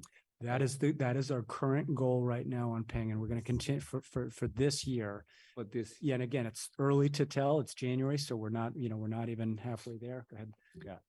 So when you talk about a freeze at this point in time, what we say to our school leaders is we're going to, at this level, a central level, approve all of your purchases. We're going to take a look. We're going to see if there's a way to hold at this time, and it clearly impacts this budget or things our principals might have planned. Might be professional development opportunities, but we're asking if we don't know what the heating bills are going to be right now. Mm-hmm. So, if you happen to have a good winter, maybe it's better than expected. I shouldn't even use that as an example this year. But the point in saying that is every year you try to be efficient, but we are making decisions in January. So we're freezing. We sat last Friday and looked at positions. Now, if a teacher retires in the middle of the year, a sixth grade teacher, we need to replace that teacher. So those are things that we must do, obviously, for our students and their education. But there might be some other positions, and truth be told, there are some positions that we are struggling to fill. And to be able to sit here and say, well, if we don't fill them, that's a carryover for next year. Are we able to get by? If you ask the principal sitting behind me, no, it's a struggle. I had a principal leave a meeting the other day, a wonderful professional development, because she actually had to substitute in a classroom, left the meeting. So again, we're looking at a substitute budget that many times it's hard to find substitutes, even though we're trying to be innovative, working with the unions to come up with this. If we do not fully fund that budget, that goes into the carryover. So I'd love to be able to say, geez, it's great to be efficient. And at the end of the year, there's some efficiencies, but this is a little bit different than that. Okay. Well, I know we will have more questions, but let me start here. Thanks for information, and appreciate that, roll up your sleeve and working hard. I know that people will ask, hey, can we save money here and there? But it's very challenging. And, if you have a lean budget, but again, people appreciate that you are trying to make more efforts. I will pass the Thanks, time to my colleague. Go ahead, Chris. Thank you. And then Kathy. Thanks, Liam. Thanks, Kathy. So Kathy, you put forth for your 24 budget goal, maintaining current level of service and build a sustainable budget over time. You mentioned the word sustainable again. Can you define sustainable for me? Sustainable would be that we would not have the structural deficit that we presently have. So when you hear, Liam talk about whether it's one-time funding, whether it's a rollover from the previous year, that becomes unsustainable at time. And one thing that I will say, and I know you are proud of going to the taxpayers when you feel you need to. You talk about 10 years ago. And I have been out there at the meetings and I talk about looking at, full day kindergarten and aids and technology back in 2013. And we look at some other communities that have gone before the voters, communities that surround you, that go before the voters every couple of years, maybe every 3 years, maybe every 2 years. And my guess is, and it truly is a guess, it's because of a structural deficit. When you look at the percentage of increase in your budget, and yet some of those budget drivers are more than 3.5% in order to just open our doors in September. The way that we opened them this past September, that creates the structural deficit. I'm sure you can educate me, Chris, on this. Okay. So a reasonable expectation is the city's going to fund the NPS budget at a rate of growth equal to the growth of the city budget, which is roughly 3.5%. That's our That's a fair working assumption of sustainable. Yeah, I mean, I'd like to Kathy's, if you're trying to get the definition, Chris, basically, I'm not sure, basically talking about the structural deficit, I think our goal is really to try to fix that structural deficit, making that a budget that we can live on year by year. And I think you're right, in terms of rate of growth for the city's allocation, what they're looking at, and the rate of what, basically what we can grow at or expect to grow at in future years. Okay, and just, sorry, go ahead, Kathy. if you wanna- I think the thing that becomes really difficult when you talk about the infusion of staff, and we looked at 89% of our budget is personnel. It was exciting to come here and to see that you have interventionists in every classroom, or to see that you have literacy specialists, or that you have math coaches. And I've told you, when I'm out there, I'm watching what's happening in those classes. So again, that's a different education than we've probably ever had before in many school districts. You had a classroom teacher, you had some support, but we're finding that we're getting the best results, for our littlest students all the way to the supports that we can offer a little bit differently, for our high school students and our middle school students. But it certainly has created, I think we've gone from, and I don't have the exact figures, I want to say about 82% to about 89% personnel. So again, that in itself becomes a challenge, but as an educator, as a superintendent, I would advocate for those positions right now for the very reasons we spoke about. It was something like 82.9% to 87.80% to be exact. Yeah. So I guess, this is from the big picture perspective of just addressing this and just making sure we're all aware. So the NPS allocation from the city has grown at a faster rate than the city itself has grown, and NPS has crowded out some amount of other city services. Within NPS, personnel expenses have grown at over 4% for the last 5 and 10 years, while again, we're getting a roughly 3.5, a little bit more than that, percent growth in allocation. And that led to the 6-7% crowding out that you just referred to. Mhm. So when we think about cutting maintenance, which, as we discussed last year, and this was a point amongst a lot of us, that, it's chronically underestimated Yes. in our budget, as a little bit of a fudge, I guess.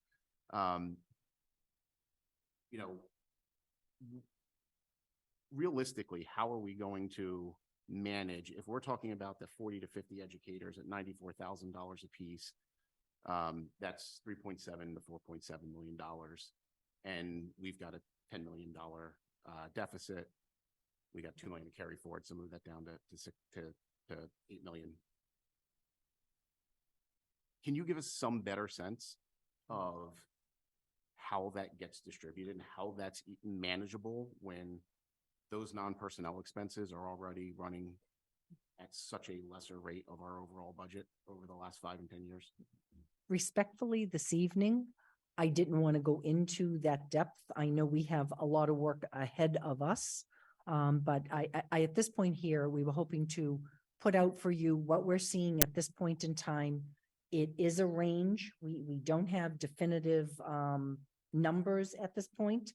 So it would be difficult for me really to get into that, I believe, tonight. Okay, can I ask one other question? Mhm. We talked about the 3 drivers: growing student needs, rising cost expenses, and the one-time funds, all accumulating to that $10 million gross deficit we're looking at. So the rising costs and expenses you highlighted are $5.1 million.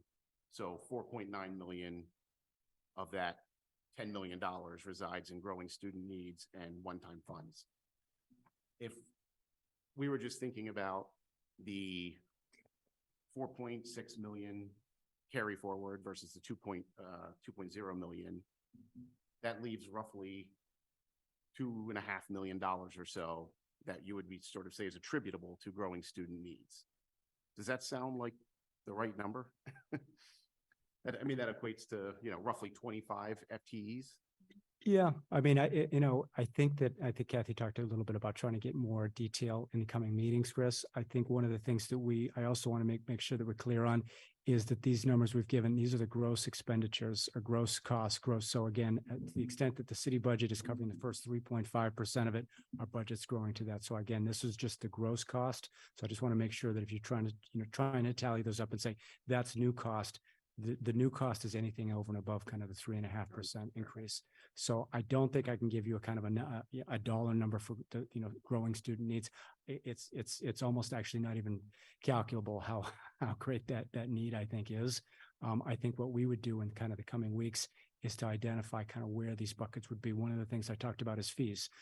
I would be coming forward, particularly if the override, and I think I'd be showing to you folks possibly a scenario A and B. And again, this is a school committee vote. It would just be something that I could come forward to you, and it would be some significant increases to fees if the override did not pass. That could generate upwards of $750,000. We may have a lower threshold piece, even if the override did pass, maybe a smaller amount of money, maybe $350,000. Again, school committee could decide we don't want any fee increases. That would just mean that we would need to go back and look at those other areas. So I think for right now, it's difficult for us to parse out. We gave kind of a range on the educator piece that we thought, and then that kind of the remaining buckets I think need to be filled in, and we're going to do that in the coming weeks and months. Okay, thanks. I have other questions, Tamika, but I can. We'll hold off circle. for now. Thanks. We'll circle back. Go ahead, Kathy, and then Mayor Fuller, did you want to add something? Did you want to respond? So I'm not going to repeat what a number of my colleagues have asked already. But I wanted, because I'm sure we'll be getting questions from the community about it, in some of the slides where you're describing reduction areas, I just wanted to have you talk a little bit more about what you meant by some of the terms you use. So on the non-personnel expense reduction slide, you have bullet points for non-core academic programs and contracted service providers. What are you talking about when you talk about those bullets? So the contracted services providers, particularly, I would say, relates to particularly a number of our student service contracts where we might have services that may not be directly related to an IEP, but are additional services that we support for our families and students. We would look at areas that we might have a psychologist that's not a staff member, but we might have a third-party psychologist. We might have other we contract out some of our BCBA services where we may not be provide a staff. Again, these are not ideal items, Kathy, but this would be areas that we would look for rather than touching our staff. Again, the need is there, but it would be an area that we would look at. The kind of non-core, we can come back to you folks on some of that. That might be something like, potentially a music program. There's some other programs that we would look at that, certainly incredibly valuable to us. But we're staying away from basically kind of the everyday experience, during the class, during the day. And then in the transportation category, under the administrative and operations reduction areas, can you talk just a little bit more about what you're thinking or what might be Sure avenues? And this is a tough one. As part of the school transportation steering group, and certainly I've been part of advocating for this sustainability, walking, biking, rolling, getting to school any way you can. I think Kathy talked about the state mandate is students that reside that are in K to 6, so kindergarten to 6th grade, that reside more than 2 miles, 2.01 miles or more from school. That is the state law, and I don't think that's exactly what we'd be recommending, but you could technically provide only that service. That would reduce a whole bunch of buses that we have running out there. Some ideas that we would look at potentially is, do we put a distance threshold on high schools and say we're only going to transport from this distance to the high schools? Again, this has an impact on traffic. This has an impact on students getting to school, has many impacts. We could look at things such as fees for our elementary schools. Many districts actually charge the fee to their elementary families. That's another equation we could look at. We currently charge basically starting in 7 to 12, and then for any of those 6th graders that live under 2 miles, we charge a fee. you could charge for that other gap. I think there's other basically service reductions. We could look at transportation to see where we could bring it down. Busing, I think each bus next year, this is our yellow bus, is going to be approximately $120,000. So every bus saved would be, saving more than one educator or the, bus reduction. So not an easy thing to do for us. Again, we transport, a lot of students. We saw the need. We had a real challenging day today in transportation. Apologies to those families. This was a real tough day that came in. But this was, that would be an area, again, Kathy, we would say we're trying to preserve the classroom experience. And what could we do? But certainly not an easy conversation. Thank you very much. And thank you for doing all of this hard work. Thanks, Kathy. Go ahead, Mayor Fuller. Yeah, perhaps Cove, and then I'll wrap up. Oh, sure. Go ahead, Cove. Yeah, I wanted to say thank you as well for preparing the two budgets. And I think it's really helpful to put in context. I guess I just keep thinking about some of these inflationary pressures with both the out of district schools, the transportation, other things. And I don't know, Kathy, if you have a sense of how other districts are handling this, like what kinds of reductions are they making, or are they not forced to make these reductions? Cove, I spoke about that a little bit when I talk about conversations with other superintendents. Newton, when you look at the 1.8 million, that's a large number. But again, when you look at a smaller district facing a 14% increase, to them, it could, and I've heard them talk about it, it could be $50,000, and that's a large amount in their budget. So we are committed to, and it isn't just the Tri-County superintendents. One of the questions I asked recently was the superintendents all around the state, the South Shore, the North Shore, Western Mass. So all are coming together doing very similar things to what we're doing, and advocacy makes a difference. As I said, we're not against this cost. We understand why this is important at this time, but you've got to provide some relief. And the other thing that I talked about, Cove, was the conversation with superintendents is we were so fortunate to have the ESSER funding, to have all of the funding we had with the technology, with the additional supports, that it makes a difference in some communities that maybe brought on 2 additional adjustment counselors that are supporting the needs of a smaller community. And that for them is strife with their budget. So this is being felt certainly, beyond Newton. This is happening certainly statewide, and I'm sure beyond that. I'm not sure if that answers your question, but yes, to some extent. I think the other thing too, I think obviously as we go forward and we figure out, what would have to be cut, looking at things like, the impact, obviously, for what the principals and teachers and think of impact of some like reducing technology or something like that. I think that it'll be important for us to get information from those stakeholders if we are forced to make those types of cuts. Thanks, Cove. So looking to our student members, before I toss to you, Mayor Fuller, any questions that come to your mind as something that hasn't been addressed that you would like to ask? Go ahead, Haruka. I don't know if this is it on? Okay. Yes. I don't really have a question because I'm not that well versed in budgets. But I guess I just kind of wanted to talk about my experience in the Newton Public Schools. So I moved to Newton North High School in 10th grade. So I do have like a lot of like the ability to make the comparison between my previous school and Newton. And I think what really makes like Newton distinguish itself are like the things that would be cut, like the ability of the teachers to really commit to having like the one-on-one conversations and making their classes rigorous and being able to speak with their students. And like I'm part of the orchestra, so like the music program is a really important community to me, and like all of my extracurriculars. I think that's really what makes like the Newton Public School special. And I feel like without those things, it would be a big loss for the community. Thanks, Haruka. Go ahead, Mayor Fuller. Any others?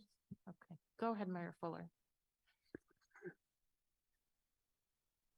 So let me weave together a few things, having listened very carefully to the superintendent and to Liam, to hearing the questions, comments, ideas of Chris or Ping or Haruka. And this won't be a coherent thing. So I'm going to touch on a couple different points and that won't necessarily weave together all that beautifully. This community, our residents, our parents and guardians, our older folks, those who are middle-aged, whose kids have moved on from the Newton schools, certainly our school committee members, our city councilors, and certainly me. The core value in the city of Newton are our children. The future of our students, they are literally our future. All of us are all in on supporting them, certainly with fabulous academics, but also attention to those who have different learning styles, who have been marginalized in the past, who have gone through an incredibly difficult 3 years. Our teachers, our administrators, our educators, from the custodians to the nurses, to our coaches, to our music and theater teachers, love what they do and care deeply about students who are really hurting. It is true that we have fewer kids in the Newton Public Schools today. Part of its demographics, part of it was a chunk of people who during the pandemic chose to go to private schools.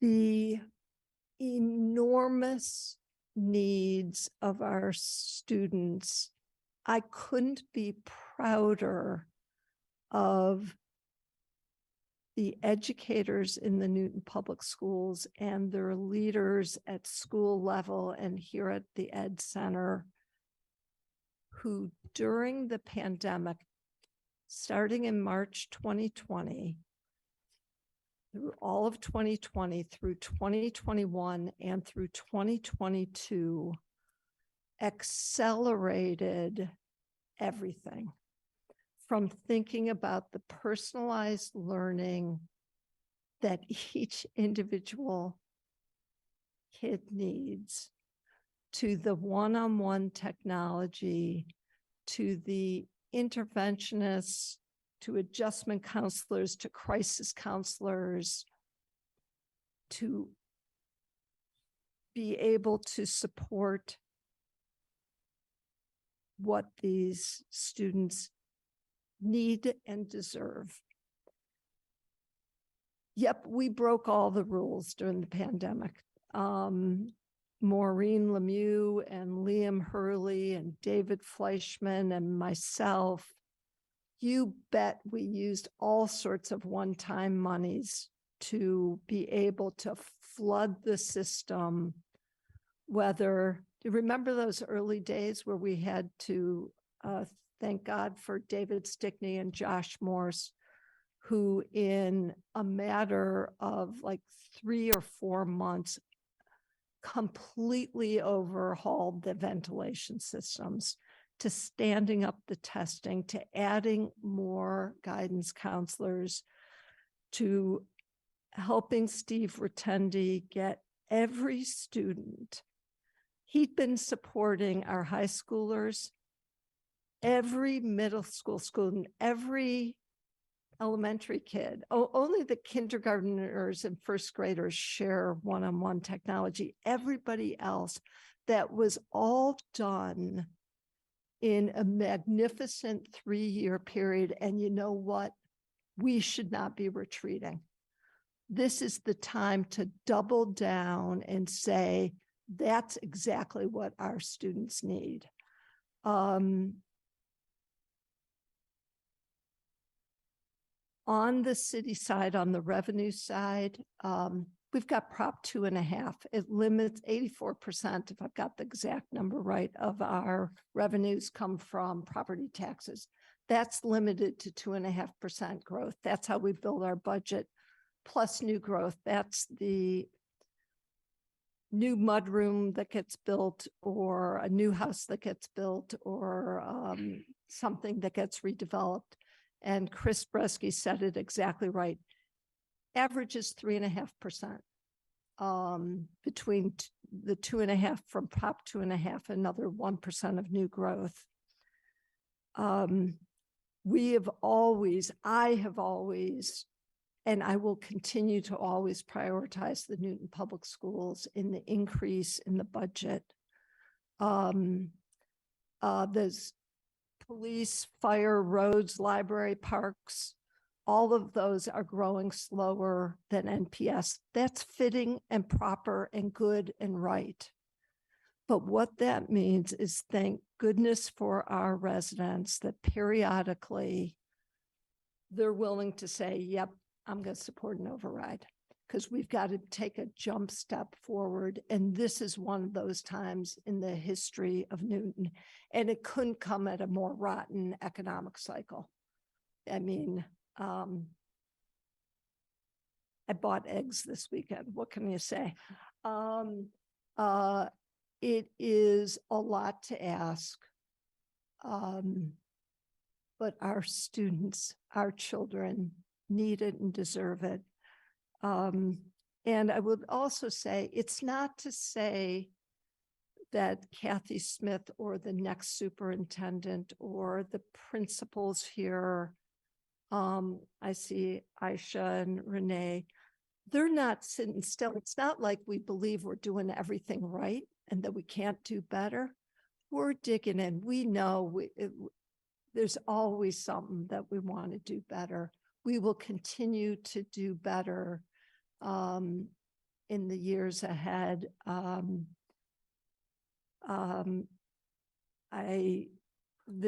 And I would also say, just as Maureen Lemieux on the city side, we've got a 1% gap. We're putting together our budget too. Liam, it's got just over a 1% gap if the override passes. These are real professionals. Liam's working closely with Kathy and with the principals. Yep, we'll figure it out. There's never enough money, by the way, to do all the things we want to do. But I have a tremendous amount of confidence in the folks in the Ed Center to figure this out if the override passes. If the override doesn't, there are really painful choices. And I would say, yep, Newton Public Schools has about 2,500 employees, full-time, part-time. I promise you the loss of 40 or 50 is a huge impact. It affects our kids. It will be seen and felt in a very tangible way. Thanks, Mayor Fuller. So it's very clear to me, and I'm sure to anyone who's listening or observing, that if the override doesn't pass, that our district would have to explore thoroughly some really aggressive and rigorous strategies to cut our costs. And the converse of that, to increase those small buckets where we can say we have revenue.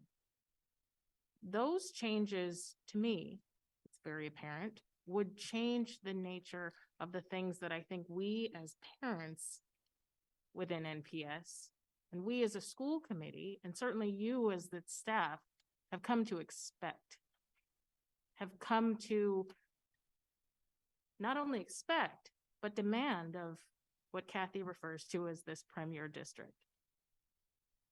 I hear you, Chris, when you talk about how difficult it would be for us to reopen charter maintenance as a source of reduction in times of budgetary constraints.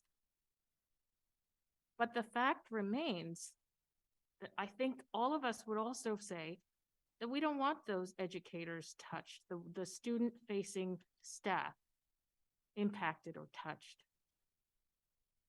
But even so, those are some of the things that we as residents and as parents take for granted: our smaller class sizes and our transportation and our all of the things. I think that we just think of NPS and we think, yep, that's what we expect. I think the problem of this override not being successful, it really does, on Ping, I'm going to use the word you used. It is sobering. It is sobering to the point of shocking. And I think because it is sobering to the point of shocking, I think the school committee ought to have a position take a position on support of the override. And so in our next school committee meeting, Kathy Shields and I have already discussed that we would like to put forward for consideration for the school committee a resolution in support of passage of the override. We think it's that important that we should take a position. And so we will ask our members to support that initiative next meeting. And that's something, again, that it's a small step, but a significant one, I think, to really illustrate where our position is with regard to this very much needed source of revenue for our district and source of new buildings for our kids. So thank you so much, Liam. Thank you so much, Kathy. Thank you, John and Mark and Chastity. Thank you, your entire team, for doing this work. And we will, we know you'll be keeping, refining the budget as we move forward. And thank you very much. Thank you.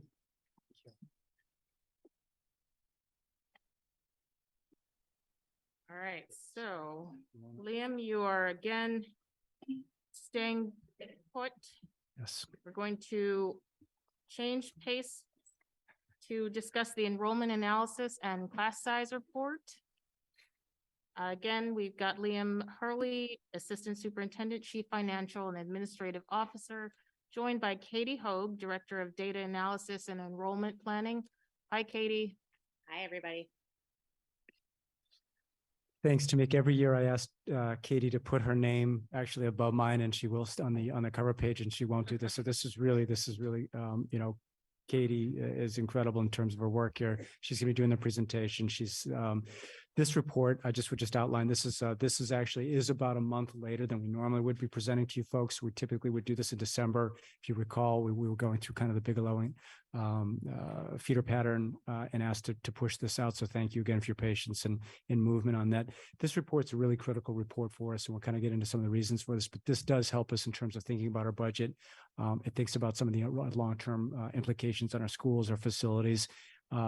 It talks a little bit about the demographics. We've got a lot of assumptions here. There's a lot of information. If you can, you know, keep this by your bedside. It's great work. And I know a lot of you folks during the year will call or email and say, what about this? And I'll often say, it's on page 132, or did you look at page 185? This is an impressive report. And again, kudos to Katie. So Katie, without further ado, going to turn it over to you and open and have you go through our presentation. Okay, I will share my screen. All right, so I'm gonna talk through, hopefully this will be a relatively quick presentation, and then we'll have time for questions. So I will show this as a slideshow. Briefly, what I'm going to talk about tonight is the purpose of this report, which Liam sort of outlined a little bit, and some of the key points from the report. Then I'll talk about what's happening now. So our current enrollment, which we talked about in October with the preliminary enrollment report, but I'll provide a little more detail. Then I'll talk about how we calculated the projections or our methodology for the next 5 years, and then show some graphs and talk about our projections over the next 5 years by level and for the district. And then talk briefly about how we use these projections to plan for next year. And although it's not listed on this slide, I also will talk about some of our overall average class sizes, which are now included in this report, starting last year. It used to be a separate report, but we've incorporated it into the enrollment analysis report. So the purpose of this report is to provide enrollment estimates for both budget and facilities planning for next year, as well as over the next 5 years. In addition to the report, the projections from the report, we continue to look at the preliminary enrollment numbers and the pending registrations that we get through the spring and summer to help refine those projections and plan for next year. Some of the key points out of this report are that our overall student enrollment this year has declined as we projected. We saw a decrease of 93 students from last school year, or that's a negative 0.8% decrease from last year. In terms of comparison to what we projected for this school year last year, it's a 0% variance from projection. So we were very close to what we projected. Over the next 5 years, we're projecting an overall enrollment decline. Our projected enrollment decline for next year is negative 0.8%. And in 5 years, we're projecting an overall district-wide enrollment decline of 5.9%. This is mainly due to incoming kindergarten classes that are smaller than the outgoing 12th grade classes from the prior year. The high school enrollments are becoming more balanced between North and South over the next 5 years. This is mainly due to increased development on the South side of the district. And related to that, in the projections, we've added students from 16 developments that have special permits or building permits into the projections. This is an addition of 345 students across elementary, middle, and high school over the 5-year projection. We thought it would be helpful to provide some external source trend data as well to compare to our own projections. So just to provide some context, the state of Massachusetts has seen an enrollment decline of -4% over the past 5 years. And the state of Massachusetts is projected to have an additional 4.5% enrollment decline from 2020 to 2030. That's coming from the US Department of Education. Just as a side note, they're also projecting a nationwide decline of negative 4.3% over the same time period. We also have an external partner, NESDEC, which is the New England School Development Council. They provide us with projections for the next 5 years as well that we use as a comparison point to our own. They are projecting a similar enrollment decline as our own internal projections. They are overall projecting a negative 0.8% decline next year district-wide, and they're actually projecting a negative 6.4% decline over in 5 years. So their projection is slightly larger than our decline. We also conducted a demographic study in 2019 through an external consultant called Cropper GIS. This was conducted prior to the pandemic, so things have certainly shifted since that was done. That report projected enrollment stabilization in the district over the next 10 years. There were multiple assumptions included in that model that some no longer hold true. One of the main assumptions in that model was that the private school and homeschool attendance rates would remain stable.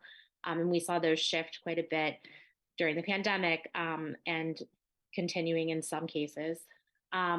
There was also the assumption that the rate of in and out migration in the district would remain at the average from 2011 to 12 through 16-17, and that has also shifted. So shifting to the current year's enrollment in Newton, our enrollment as of October 1st was 11,717 students, which is a decline of 93 students from last year. The elementary schools were enrolled just under 5,000 students, which is a decline of 43 students from last year. Middle school is enrolled at 2,772 students, which is a decline of 54 students from last year. And high school is enrolled at 3,947 students, which is a slight increase from last year of 4 students. We also compare our projections or our enrollment in the current year to the projection we made last year to provide a measure of error, which we call variance, or the variance from projection. So at a district-wide level, our variance from projection for the current school year is 0%. At the elementary level, our variance from projection is also 0%. Middle school was negative 0.5%, and high school was a positive 0.5%. The graph on this slide is showing our variance from projection by level since the 2013 to 14 school year. You can see that typically our variance from projection is about plus or minus 2%. It's typically lower at the district level than at the individual school levels. With the exception of the 2020 to 21 school year, where you can see we had a very large variance from projection at district, elementary, middle, and high school, as well as a relatively large variance from projection in the next year. The current year's variance from projection is coming back to our historic levels, which is an indication that our methodology that we used last year and that we're using this year is projecting enrollment similar to what we're actually seeing. So to provide more detail on how we do the projections, we have a different methodology for kindergarten than we use for grades 1 through 12. For kindergarten, we use a conservative methodology that reflects our recent smaller kindergarten classes, as well as the lower birth rates for the city of Newton in recent years. We're using an adjusted 3-year average of the prior kindergarten classes by school, but we omit 2020. So we're taking the prior 3 years without 2020 for the kindergarten classes, and then we're adjusting that average by school because of the decreasing number of births that we're seeing in the city of Newton. This adjustment is made by elementary school proportionate to the share of housing in that district, as well as considering the number of homes that were sold and for sale in that district in 2022. So the table here is showing our kindergarten projection for the next 5 years. You can see our actual projection for our actual enrollment for the current year is 711 students, and we're projecting a decline under 700 students over the next 5 years for kindergarten. The kindergarten class for 2024 to 2025 is it's a large dip from the current year. It's about 100 students less than this year, and that's due to a very small number of births for 2019, and those are the students who will be in kindergarten in the 24 to 25 school year. When we do this adjusted 3-year average methodology, it results in projected birth to kindergarten ratios that are similar to our recent experience. So if we don't make these adjustments to the kindergarten projections, the birth to kindergarten ratios are much higher than what we've seen in recent years and very unlikely. This graph is showing our kindergarten projections compared to NSDEC's projections for kindergarten. The blue line is our projection and the red line is NSDEC's. So you can see that the overall pattern and trend for kindergarten projections for both us and NSDEC is very similar. NSDEC is projecting slightly lower kindergarten classes than we are. But you can see that both our projections and NSDEC's projections show that sharp decline in 24 to 25, again, because of the very low birth rate in that year. In grades 1 through 12, we use a modified 5-year average cohort survival ratio methodology, or CSRs. And I'll talk about that in a little more detail shortly. This is similar to the typical methodology we used prior to the pandemic. This is the same methodology that we used last year. This modified CSR methodology omits the 2020 CSRs and instead uses 2022, 2021, 2019, and 2018. So it's 4 years over a 5-year span. We do this because of the large enrollment decline that we had in 2020, resulting in very low CSRs for the 2020 year, mainly due to the pandemic. If we included those CSRs in the 5-year average, it would pull down the average 5-year CSR quite a bit. So we've excluded them in the methodology. So what are CSRs? CSR, the cohort survival ratio, or a CSR, compares the number of students in a particular cohort for the current year to the number of students who were in that cohort in the prior year. The table here is showing the CSRs by grade at the district level for the past 5 years. So you can see the current year is the last row in the table. The grade level CSRs in the early elementary grade levels this year are much higher than in recent years, which is indicating large cohort growth in grades 1 and 2. So you can see the CSR for kindergarten to grade 1 this school year was 1.11. That's higher than what we saw in 18-19 and 19-20. Last year, that cohort of students actually had a very high CSR of 1.21, indicating growth in that cohort as those students move to grade 1. We also see high cohort growth for the grades 1 through 2 cohort for this year of 1.06.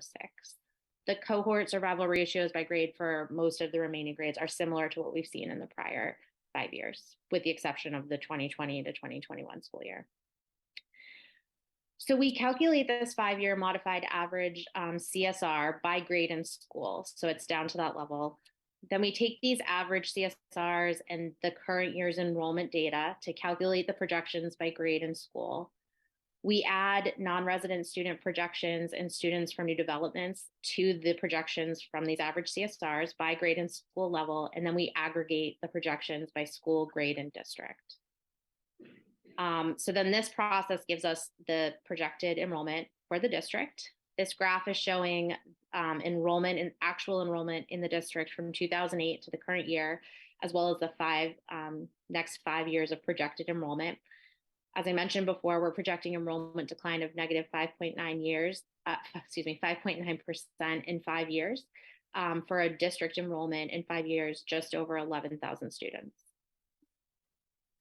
This graph is comparing our projections for the district to NSDEC's. Again, our line is the blue line, NSDEC is the red line.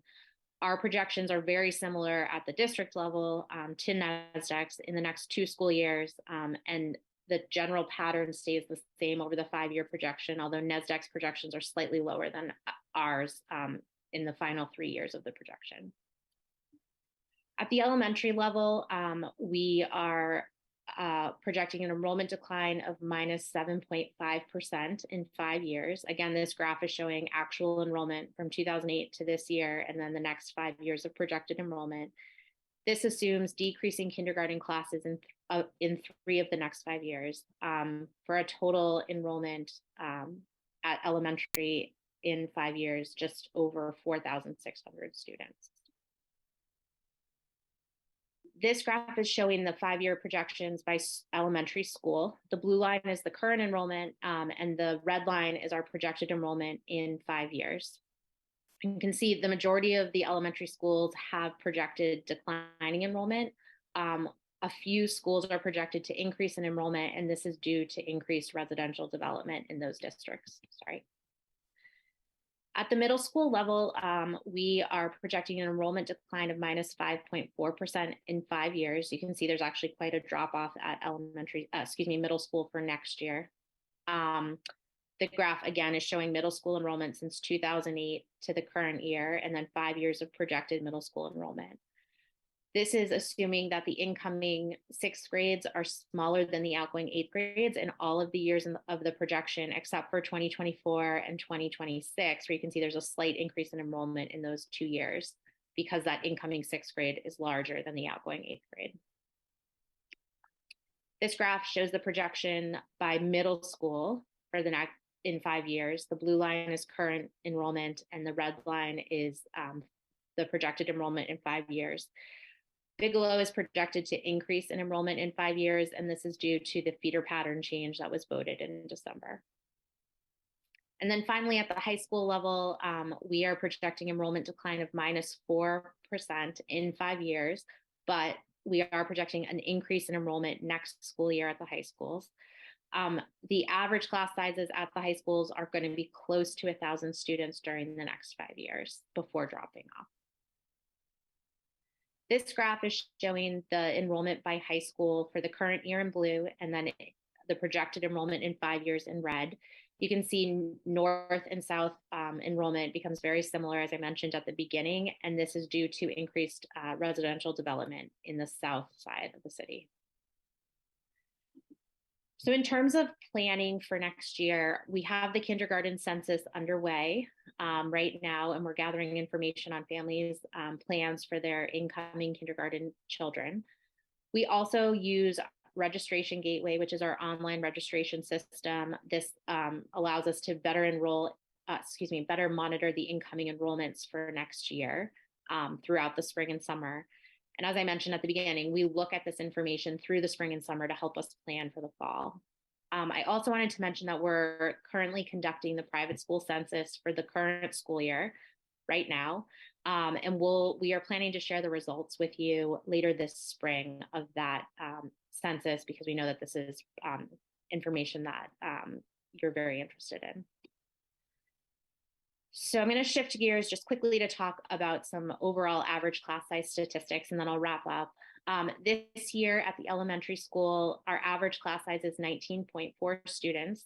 This is up from 19.2 students last year, but it's still below the 10-year average for elementary schools. The average class size at middle schools is 20.7 students, which again is up slightly from 20.5 students last year, but again is below the 10-year average for middle schools.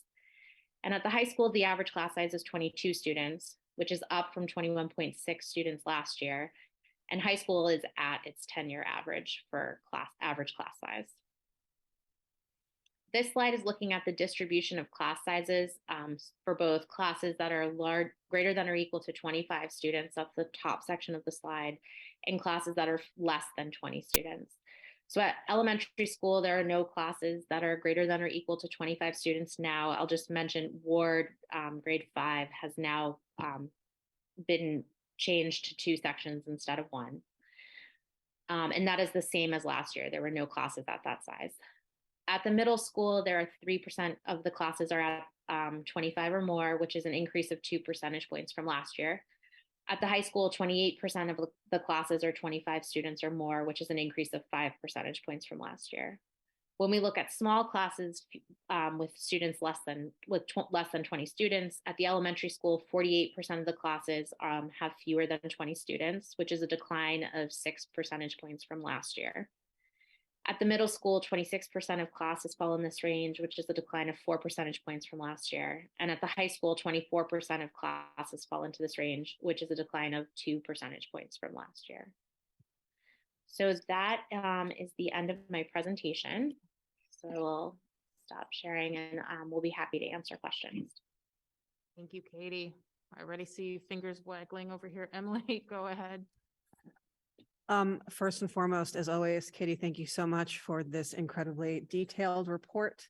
It's incredibly helpful across multiple aspects of what we do as a school committee. So I really appreciate it. Thank you again. So I have sort of a very specific question for Toby, and I have sort of a broader how this data informs what we do next for Aisha and Liam. So maybe really ridiculously specific question first, and then we can get to the broader question. So what does double booked win blocks mean in your, there's a whole section on high school and utilization, which I appreciate. I remember when it was added to the book, and I think it's great. It's interesting that the utilization numbers have gone down a bit when we were maxed out at close to 100%, especially at North, and it looks like that's a little bit better than it was before. But I'm curious. I just don't know what double win block. So our win block classes are what I need, or choice classes, and so they're typically at a smaller class size. Every adult in the school, with the exception of those who are meeting for professional meetings at that time, are available. So in a larger room, you might have 2 teachers who are meeting with 2 different sets of students, mostly in larger classrooms. But I'd have to look at the specific data to see this. The high school students here could probably talk about any experiences with a win block where teachers were doubling up in one room in a particular situation, and trying to meet everybody's needs. Okay, thank you. That was I didn't know what it was, so I appreciate that. Yep. Okay, so here's my more specific, more general, in some ways, philosophical question, because I know in the introduction it said that this is used to inform decisions that the district makes, particularly around facilities. And I know that we haven't even started with the Ward Underwood discussion yet this year. However, I was kind of really shocked to see that the 5-year forecast for Ward is 120 students, which is really, really low. And 5 years is going to come awfully fast. And I just want to put out there just a concern, and I don't know if we need to accelerate timelines or what this looks like, but I'm very concerned for that community and the sizes of the classes and incoming classes having 13 and 14 students and only being 1 section per grade in the entire school. So. we share those concerns, and Principal Brogadier and I have had a number of conversations about the future of Ward and what things are looking like there. I think those are part of district-wide conversations that we're having. Certainly the pandemic changed our plan for the Ward Underwood, postponed the plans to look at what's going on, and the landscape is very different now. We have updated enrollment projections. We're seeing what the impact is of either navigating sections of 1 and the implications that has for our students, or navigating circumstances where we have class sizes that are either too large, but yet when split are not right-sized in an efficient kind of way that is helpful, and where we'd like to see the range in which our class sizes would be. So this is something right now that we're very much talking about and trying to move forward with. I know that right now, and Liam, you can speak to this better than I in terms of where we stand with the consultant that will be involved with this work. Sure. Yeah. So we're out to, I think you may know, Emily, we're going out to, we actually have a RFP out, and we're going to be soliciting proposals for a firm. Typically it's a, designer, an architect type of firm to come out. And that's part of that Underwood Ward group. We should give you folks a facility update, I think, soon as well, and just kind of let you know status of where things are. But we've outlined, I think, at previous school committee meetings, kind of that timeline, the goal with some type of recommendations with particularly Ward Underwood, by, November, December of next year or excuse me, of this year of 2023 is the goal. It's a fair question, Emily. Do you accelerate that? This is important work for us. And I think kind of the high level for me is just looking at the overall elementary numbers and that decline. And then also just thinking about our capacity. So this is, we have capacity, I believe, for more than 6,000 elementary students. And we've got this decline of total elementary students. So we have, certainly space available. We want to think about, I think the key really that I think Aisha is getting to is just educationally, what are we looking for? And I think as we think about Ward Underwood, Aisha's talked to me about what are some of our kind of our guideposts, thinking about a minimum of, 3 sections per school type thing. 1 section schools, I think, present a lot of problems for us educationally. And we think about the kind of some of the guideposts that we want to have and look for in the, for the future for us. Great, thank you. I totally agree about the educational impact, and that's really my main concern. So thanks. Other questions from the members? Thanks, Emily. Go ahead, Chris, and then Rajiv. Thanks, Katie, and everyone. The chart on page 13 that has the projected enrollments by school, as we look at the 5-year projections, we have a range of, and we'll look at elementary to make things simple. Williams is going to increase by 14.3% over the next 5 years, all the way down to Ward, as Emily just pointed out, decreasing by 38%. Is that level of dispersion normal?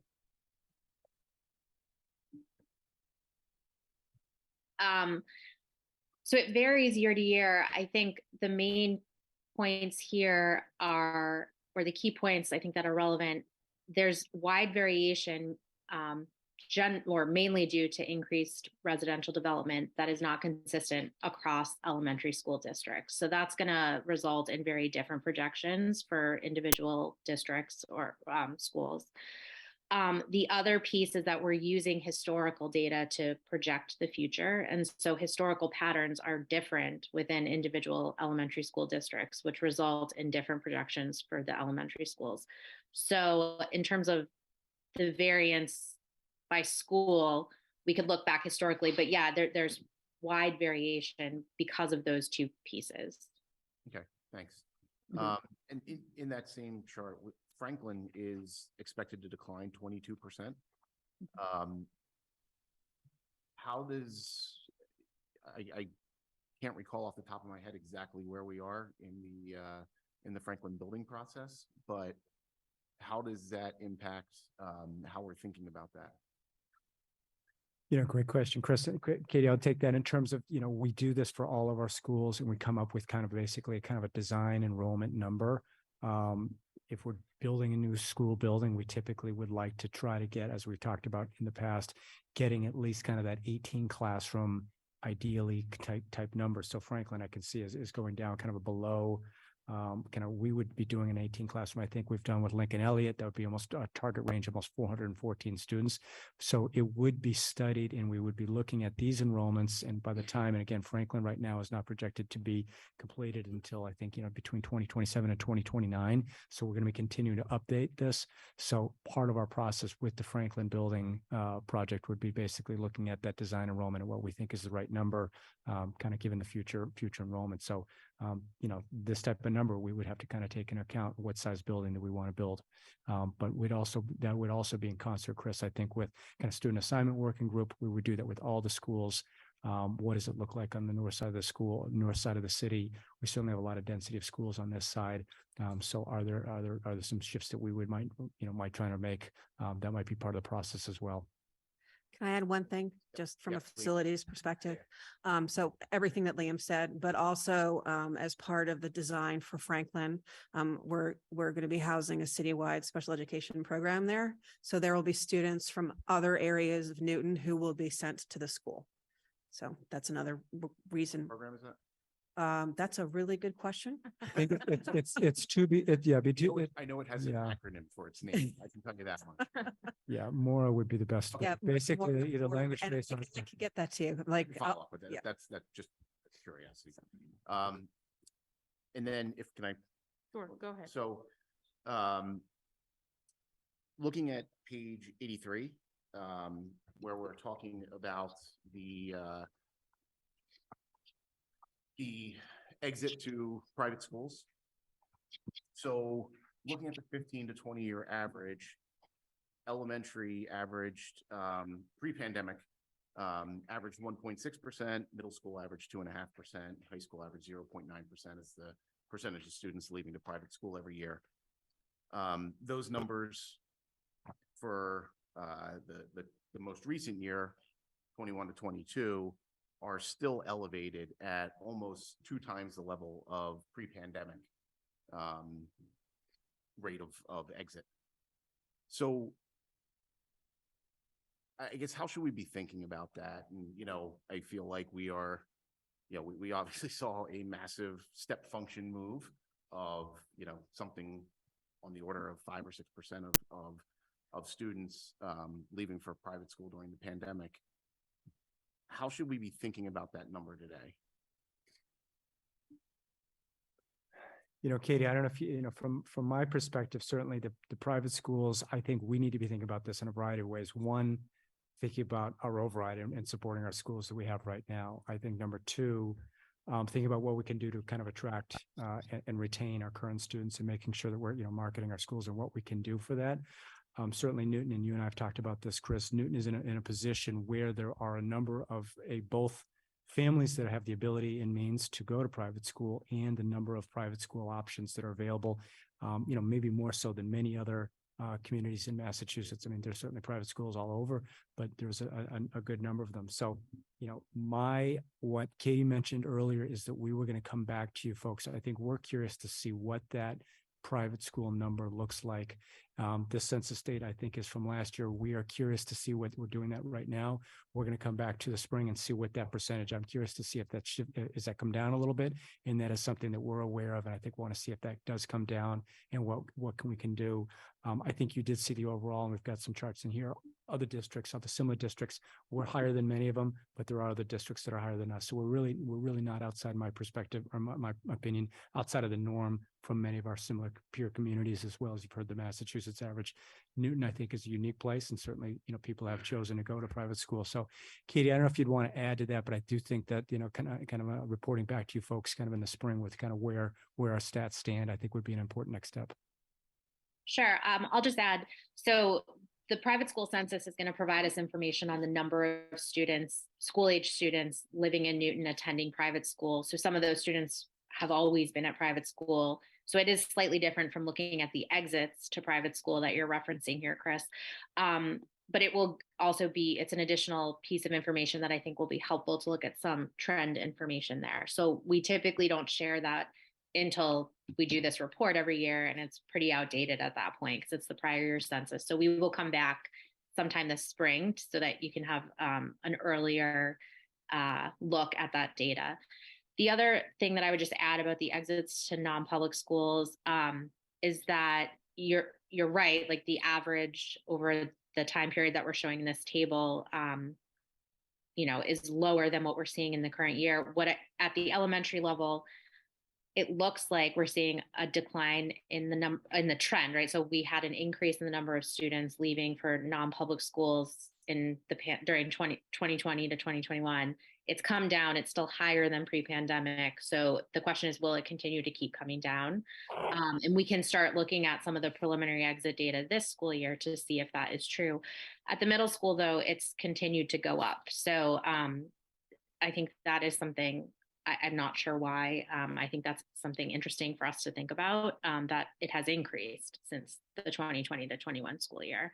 But again, the other piece is these are percentages of overall exits. And so if the total number of exits can also play into it. So I think that when we come back with the private school census data for this year, it'll provide sort of, I think, more trend information for the city as a whole. And then we can look at preliminary exit information for this school year later in this, towards the end of the year through the summer. Okay, thanks. And so Liam, I was gonna, can I just ask a follow on to Liam's answer? Very briefly. So, and Kathy, this was really for you, I think more than anyone, but anyone's opinion obviously would be great. When you're, talking as a central staff and leadership team, do we talk in terms of competing for students?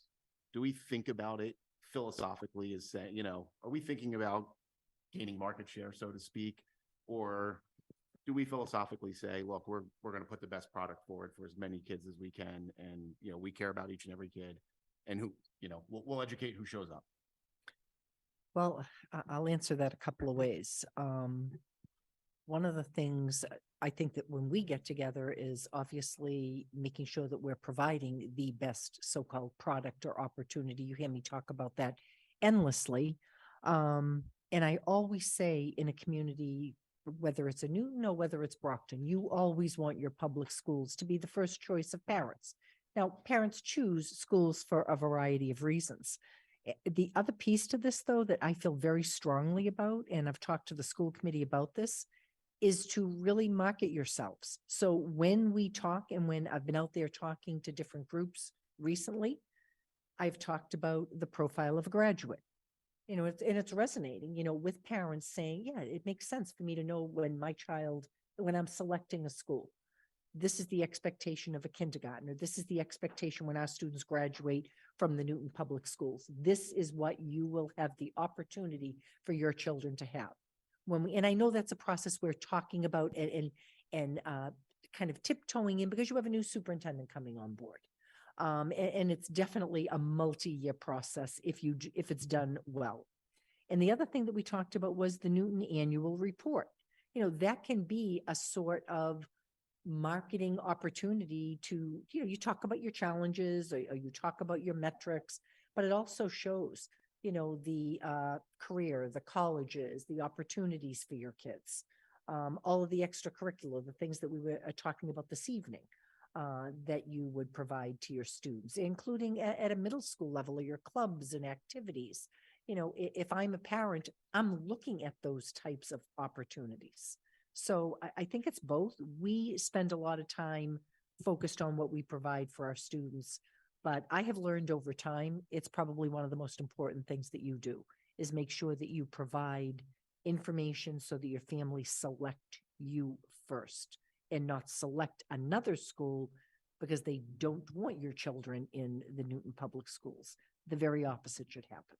They make a choice, but you want to be that opportunity that families take advantage of. Great, thanks. And just real quick, with regard to that point, Chris, I know you probably remember last spring when we were touring the STRIDE programs, and we had a wonderful tour with Maura Tynes at the then home of NECP at 150 Jackson Road. And she talked about what a mark of distinction it is that Newton is the #1 referral for parents who are have children with complex needs. go to Newton. They will not only meet your child where they are, they will give them a thriving and rich environment in which to learn. And so I think that's just one thing that came to my mind when we talked about advertising. And I agree with you. It's something that's important to have that lure out there as a destination place for people to come. I know when I was looking around as a new to Massachusetts person, where should I settle? Where would I come? And Newton was the place that we picked because of the strength of the public schools. So I firmly believe that's still true for many, many of our parents. I see some nods for our students out there. But anywho, I appreciate that point. Rajiv, you wanted to say something. Go ahead. Chris actually already asked my question regarding the section on private school enrollment, so I'm gonna give up that. Great. Any other questions? Yeah. Oh, go ahead, Anping. Thank you. Katie, thank you again. And this is a tremendous document. As Leanne said, we should put it on bedside. If we cannot go sleep, we just read this. They will help us. But seriously, as Chris trying to, asking questions based on data, and of course, still take time to digest all the numbers. I was a little bit surprised, and on page 8, talking about 5-year PK-12 enrollment change in surrounding district. I thought this information is very, very meaningful and helpful. And looking at about 15 districts, and many of our so-called comparable district, peer district, you can say 5 years change, and Newton is -8%. Only Brookline minus 10%, and Wellesley is certainly worse. You could see Wellesley, those folks are looking at the number, they were losing their sleep right now, I'm sure, 16%. However, for Brookline, if you look at the 1-year change, they add 2%.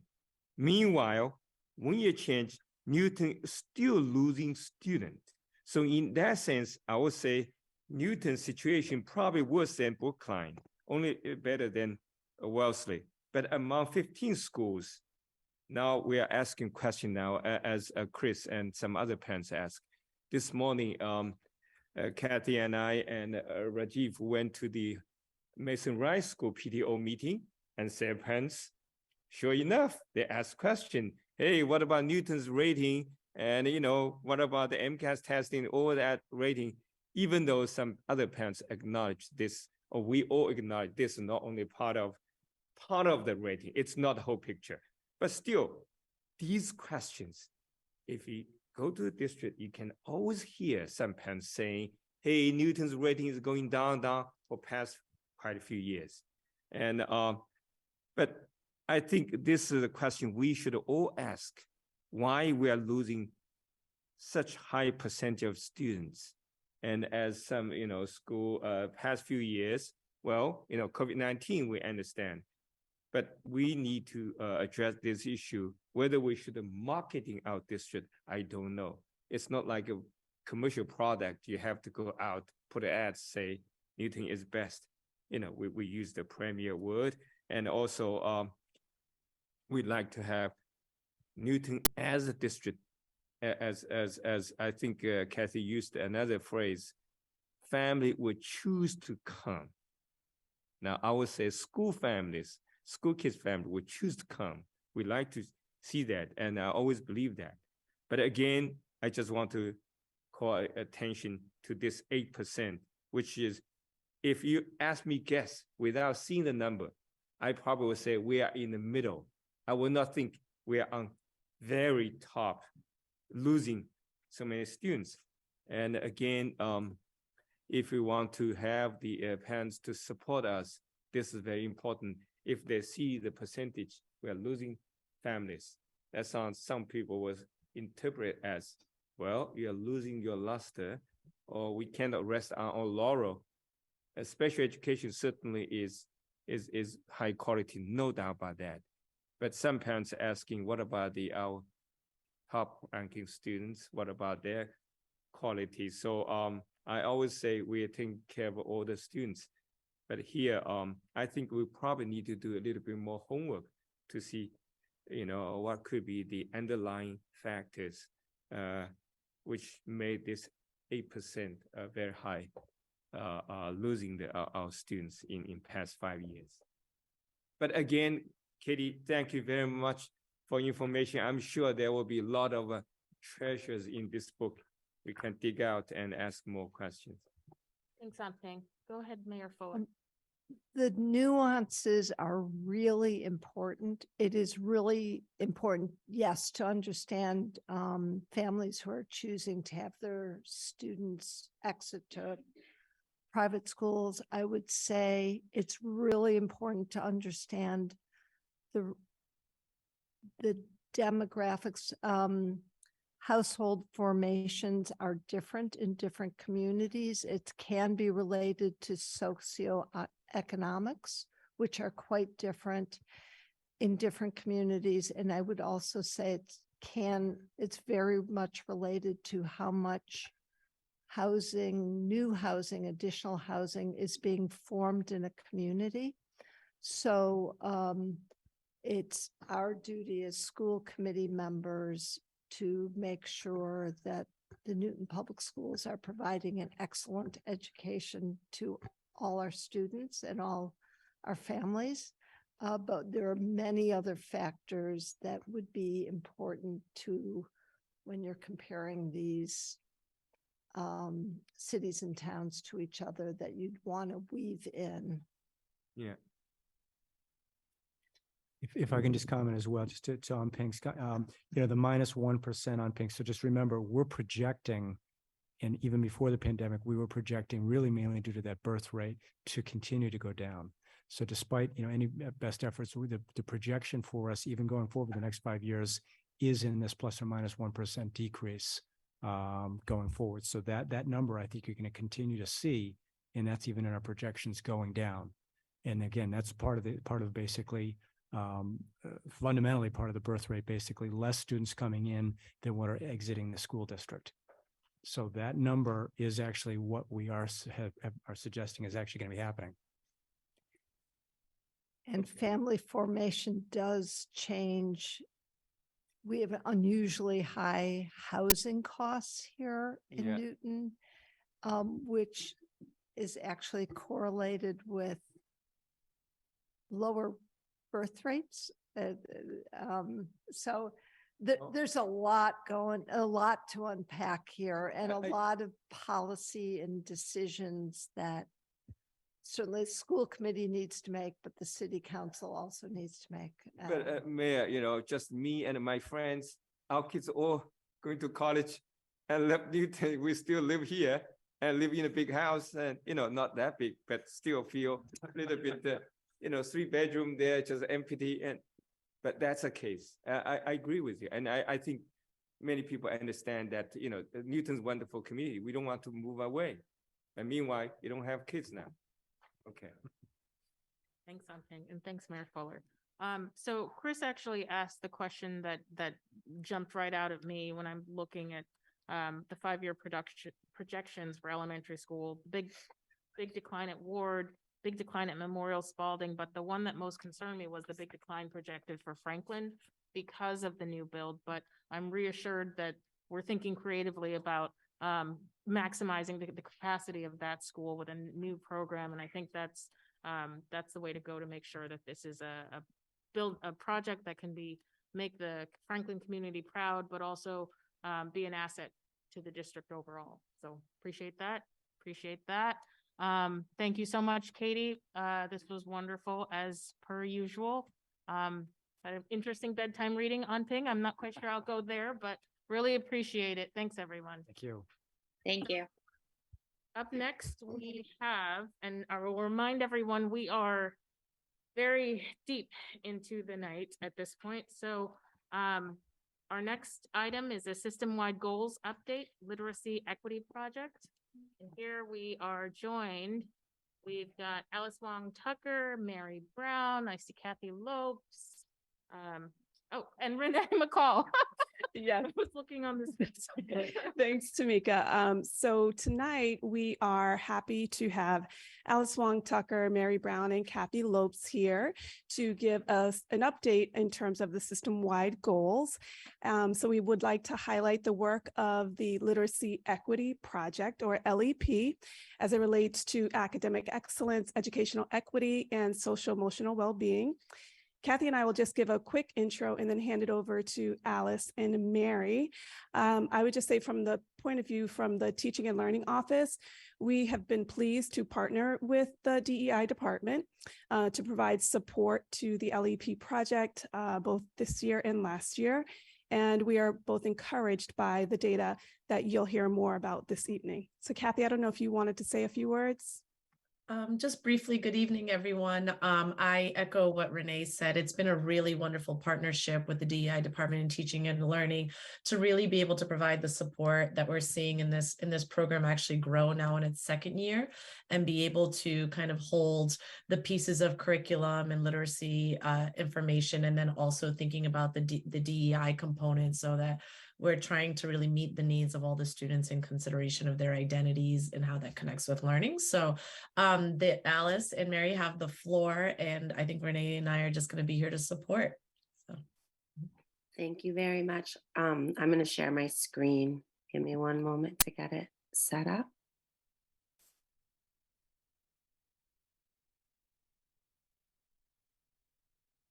Okay.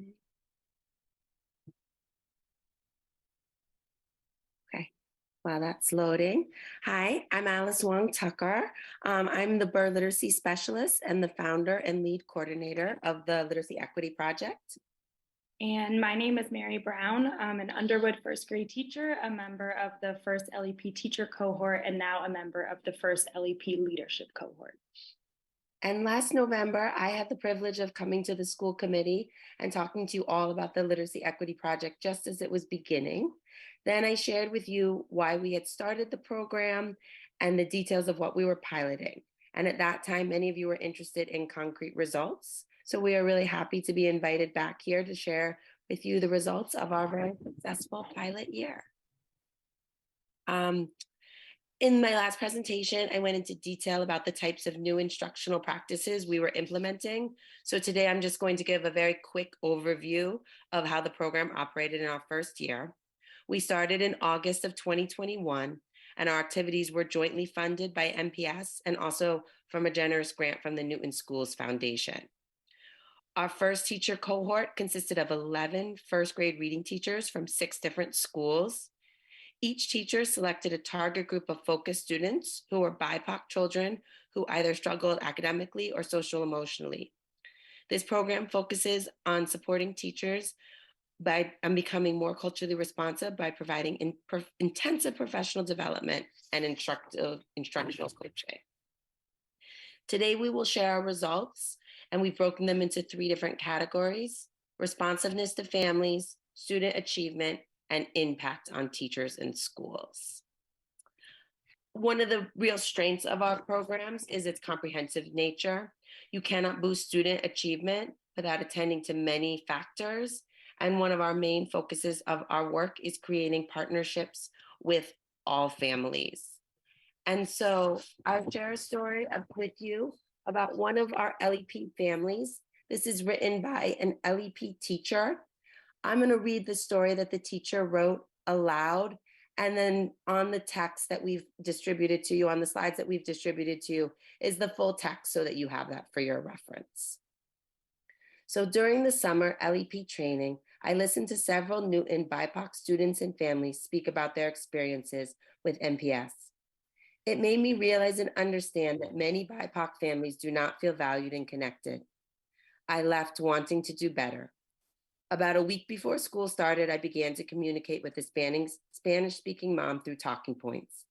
I quickly realized she was not accessing my emails and I would have to reach out in a different way.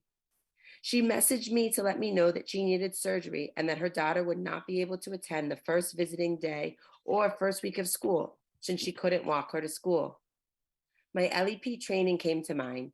I messaged the mom back and asked if we could help. My school principal and I worked together to ensure that transportation was provided to and from school. This plan worked out beautifully, and my student was able to have a successful start to the school year. LEP has been the most meaningful and informative professional development in my 22 years in MPS. It has given me new tools to understand the challenges families face and to take immediate action to help them. Now we are going to turn to the evidence we have that shows student growth in the two connected aspects of student achievement, literacy achievement and social emotional skills. I will start now with literacy achievement. In order to measure the impact of our work on students' reading skills, we were able to use two different district-wide benchmark reading assessments. We used the Benchmark Assessment System, often referred to as the BAS, and Read Naturally Fluency Benchmark Assessment, which is a measure of oral reading fluency. I will now go through three different graphs that represent our data. We also submitted an appendix with more details about each reading assessment, as well as specific numbers for each group if you are interested in following along there. The assessment that was most useful for our purposes was the BAS. This is because the BAS has been used by the district for many years, and the administration was standard and consistent across the schools. We used the BAS to measure impact in two different ways. In this first graph, we compared the growth of BIPOC students who were performing below grade level in the beginning of the school year, according to this assessment, in classrooms that had LEP trained teachers to students with the same profile, again, BIPOC students performing below grade level, and at the same school, but who had teachers that were not LEP trained. As you can see in this graph, the growth of the students throughout the year with LEP trained teachers outpaced those of their peers in all 5 elementary schools. This second graph shows that LEP students demonstrated accelerated growth on the BAS when compared to students across the entire district. This graph shows the growth of Black, Hispanic, and 2 or more race students who were below grade level at the beginning of the year compared to the growth of our LEP-focused students. In order to begin closing the achievement gap, students who are performing below grade level need to make accelerated growth.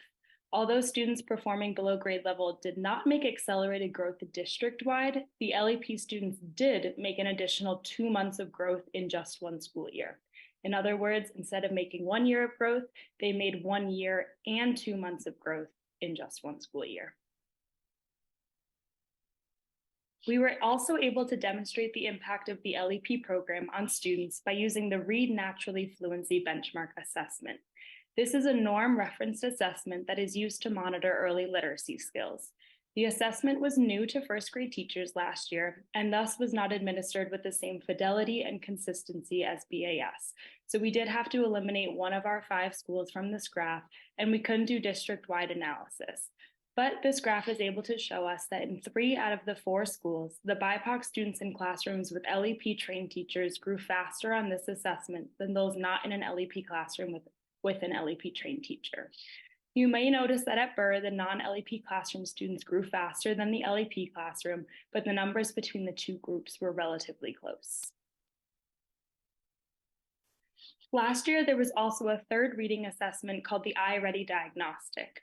On this online test, our LEP students demonstrated strong growth, as you can see in these percentiles. Their numbers were relatively aligned with non-LEP students.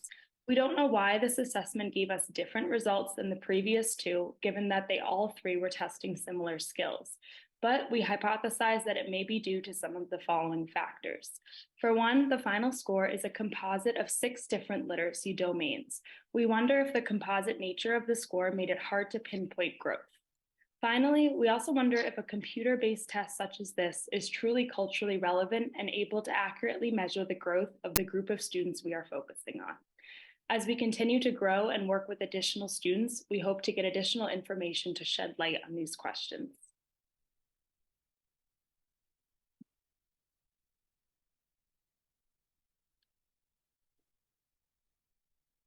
In addition to the literacy growth that we tracked, we also looked at social emotional growth in our LEP students. Collecting data on social emotional skills can be challenging. We have no district-wide assessments at this grade level in these skills, and children in 1st grade aren't always able to be very articulate about their SEL skills. Therefore, a large part of our work was to find and create culturally relevant tools to measure impact.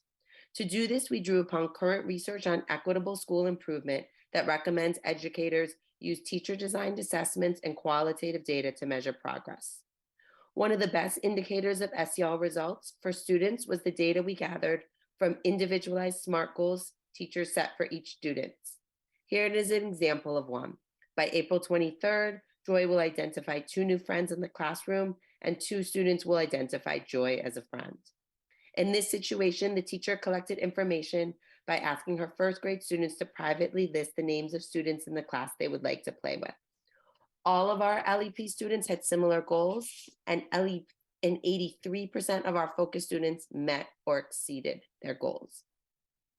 Additionally, we collected qualitative data in this area, including quotes from students themselves, administrators, and teachers. We felt that the stories educators wrote were some of the best to showcase the progress we saw in this area. So I will now share one story. This is the story of Anna. She identifies as Black and American Indian, and she is a student in the METCO program. After a difficult kindergarten year with a mother who was an essential worker and trouble accessing remote schooling, Anna began first grade with some academic and behavioral challenges. She struggled with emotional dysregulation and at times would refuse to participate in class for up to an hour at a time. Her first grade classroom teacher and literacy specialist collaborated as part of LEP to support Anna. The classroom teacher endeavored to create an environment that was more validating for BIPOC students. She wrote and taught units in identity and diversity that explicitly addressed race and anti-racism. The literacy specialist worked with Anna on her academic mindset. By the end of the year, Anna had made tremendous progress. Not only had she made accelerated growth on reading assessments, but she now loved reading. She would sit and read Frog and Toad books and laugh out loud. She was eager to take academic risks, be a leader in the classroom, and her effort in the class increased markedly. Lastly, Anna's periods of dysregulation lessened considerably. If she got upset now, she was able to recover quickly and return to learning in just a few minutes. Finally, LEP has had an impact on both teachers and schools. I am going to share my own LEP teacher story. I feel fortunate to have had the opportunity to participate in LEP so early on in my career. Everything that I learned last year and continue to learn this year in the LEP leadership cohort shape how and what I teach in the classroom. Every day, I make hundreds of decisions, and my learning from LEP profoundly shapes how I make these choices. Here's one example. While our LEP cohort was learning about the importance of explicit anti-bias and anti-racist instruction, my colleague Brittany Tucker and I decided to create our own social justice unit. We realized that a curriculum did not exist, so we decided to design our own lessons focused on identity, diversity, justice, and action. These were based on the Learning for Justice standards for social justice and framework for anti-bias education. We worked with our principal, Susie Talukdar, to find time to create and implement these lessons.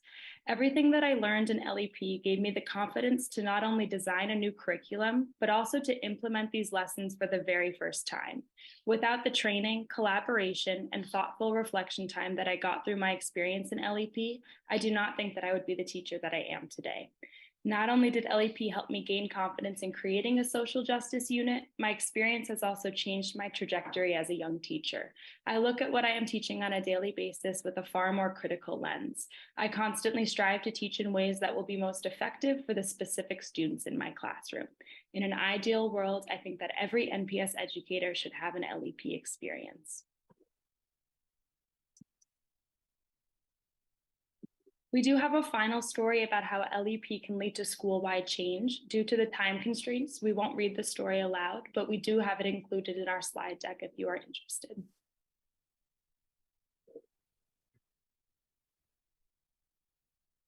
So to conclude our presentation, I'm just going to tell you some of what has happened since the success of our first year. We are already working on expansion. Thanks again to funding from the Newton Schools Foundation and for NPS. We were granted increased funding for this current school year, and I was given dedicated time within the school day to work on LEP. We are currently running a second teacher cohort with 12 new first grade reading teachers in 5 schools. We are also piloting a leadership development cohort.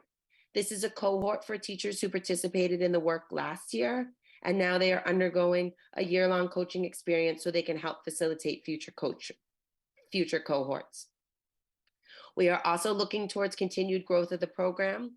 We have already received a third year of funding from NSF for some of next year's budget, although they have informed us that this will be their final grant and the district will have to support the program entirely going forward. Therefore, we are working with MPS to fundraise for the rest of the budget needed for next year. And we are hoping to embark on a newly created 5-year plan to expand the program. We are eager to run additional cohorts, to reach other grades, and to reach all 15 of the Newton elementary schools. Additionally, we hope to continue to partner with the schools and departments throughout MPS to share what we've learned throughout our work. Thank you for allowing us to share these results, and we look forward to hearing your comments. Thank you, Alice and Mary. Thank you very much. Any questions from the members? And while we're doing that, students, it's very late and you are free to take your time getting home if you would so choose. Just wanted to make space for that if you need to go. Questions from the members? Go ahead, Chris, and then Rajiv. So thanks everyone for this presentation. And I mean, this is, I really appreciate the data sheet and explaining exactly what the cohorts were and the sample sizes and everything. This was actually absolutely great. Question I have, 2 questions. First, this is done at a classroom level. It's PD for the teacher. Do you have data for the classroom as a whole? Did this raise the level of the whole classroom? And the second question I have, you kind of briefly touched on the plan to expand this, but maybe you could just elaborate a little bit more on the scalability of this in terms of the actual educator time in sort of one-on-one with those students that were evaluated, and is that really scalable, or does that require incremental resources? Yeah, I can try to answer this, and anyone else can feel free to jump in. Mary did a lot of our data analysis for us, but the first graph that we shared, and I'm sorry I don't have the slide number, but that one with the 5 schools where we replicated the results, we were especially proud of that because although teachers selected 1 to 4 focused students in their classroom, BIPOC students, those results showed all of the BIPOC students below level in their classroom. So our theory of action of our program is by focusing narrowly on students and really looking carefully and making changes for those students, it raises the level for all of the students in the classroom and the teacher. And our data shows that is true. The scalability, really for us, that's why we've put into place the equity, the leadership. It's about being able to train enough cohort facilitators, because if we can scale up additional cohorts, which is something that we're eager to do, each cohort can take 12 teachers now. And if we have leaders to lead that and money to fund the cohorts, it's very scalable to other grades and whole schools. Thank you. Thanks, Chris. Go ahead, Rajiv. I concur with Chris. This is extremely helpful. I wish every presentation had a page like this that laid out how you think about the numbers and did the analysis. So kudos on that. Also, thank you for broadening the scope of the reading and writing that the students are doing. I think that the cultural responsiveness is incredibly important. One question I do have is when we look at the comparison between the students who were part of the program versus the ones who were not, is the difference just that the ones who were in the program were getting more culturally responsive instruction, or were they also getting additional time from teachers and specialists to support them? Because that wasn't really clear to me. they were not getting additional time from other teachers or specialists. The teachers that they were seeing were just given the comprehensive training. So the training was just not only culturally responsive teaching, it included many other things like outreach to families and some of the other things we spoke about, but there weren't additional school-based resources beyond the LEP program given to those. Right. So no, it was more a matter of if we looked at two BIPOC students in the same classroom, both performing below grade level, would the student who was part of LEP, would that student have gotten more time, more focus, more support from the LEP trained educator than the student who was not in the program? That was what I was trying to understand. I think I guess it's, I think it's from that same educator in the classroom with another BIPOC student who was below level. Is that what you're asking? Correct. I guess that's hard to quantify. These graphs, if I can add, Alice, these graphs include too, even if they were not one of our LEP focus students, if they were in a classroom with an LEP trained teacher, they're included in that LEP number. It's like the whole classroom if they had an LEP trained teacher. So it's not like it was the one teacher given a different amount of time to the two students. It's just the fact that they're in the classroom with the teacher who was trained by LEP.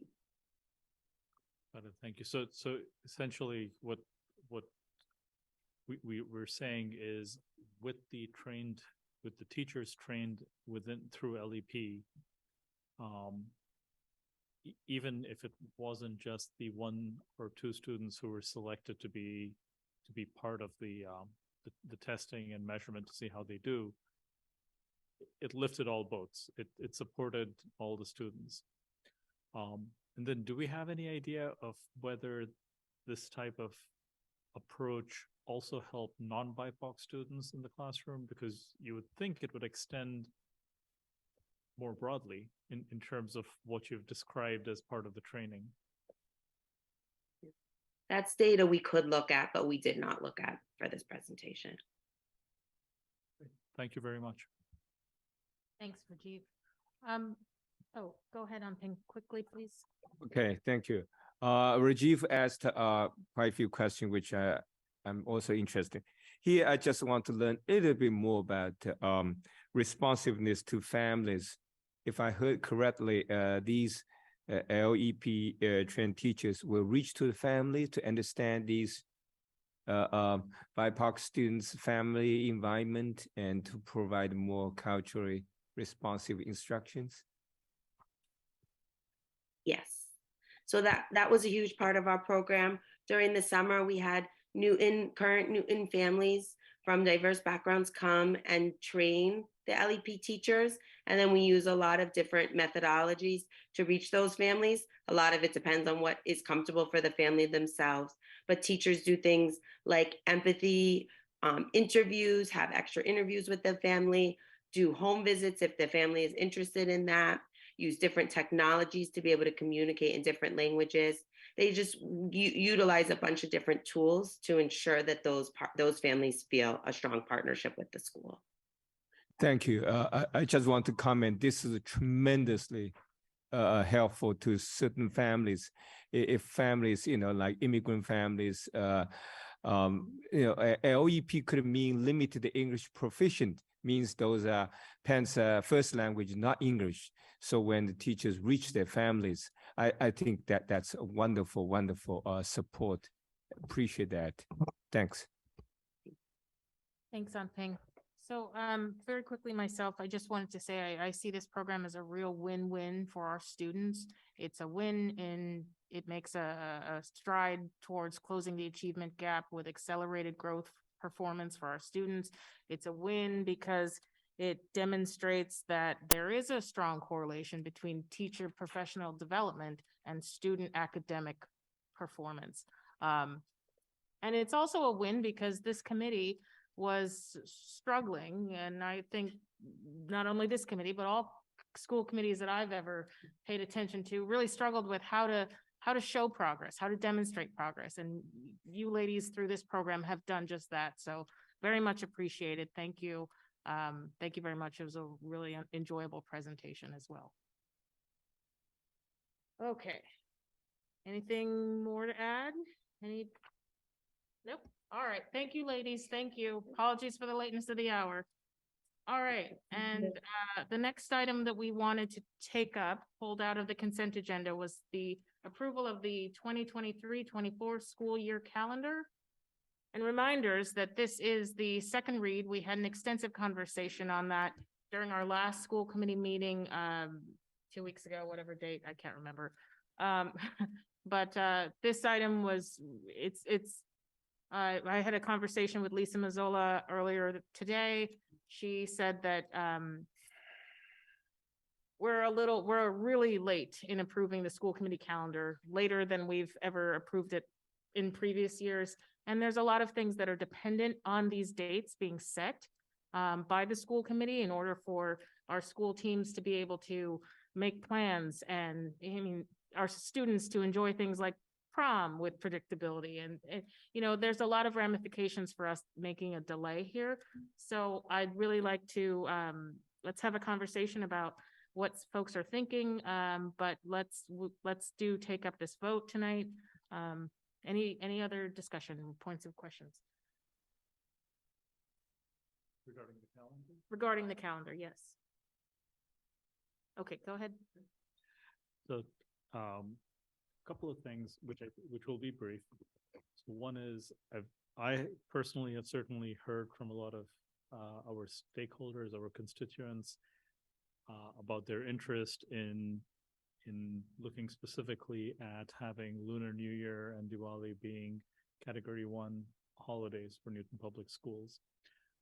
And I fully understand that there are many implications, especially logistical ones, that come into play. Extending the school year by another couple of days, the extent to which having that time off is going to lead to, let's say, something useful and fruitful for all students.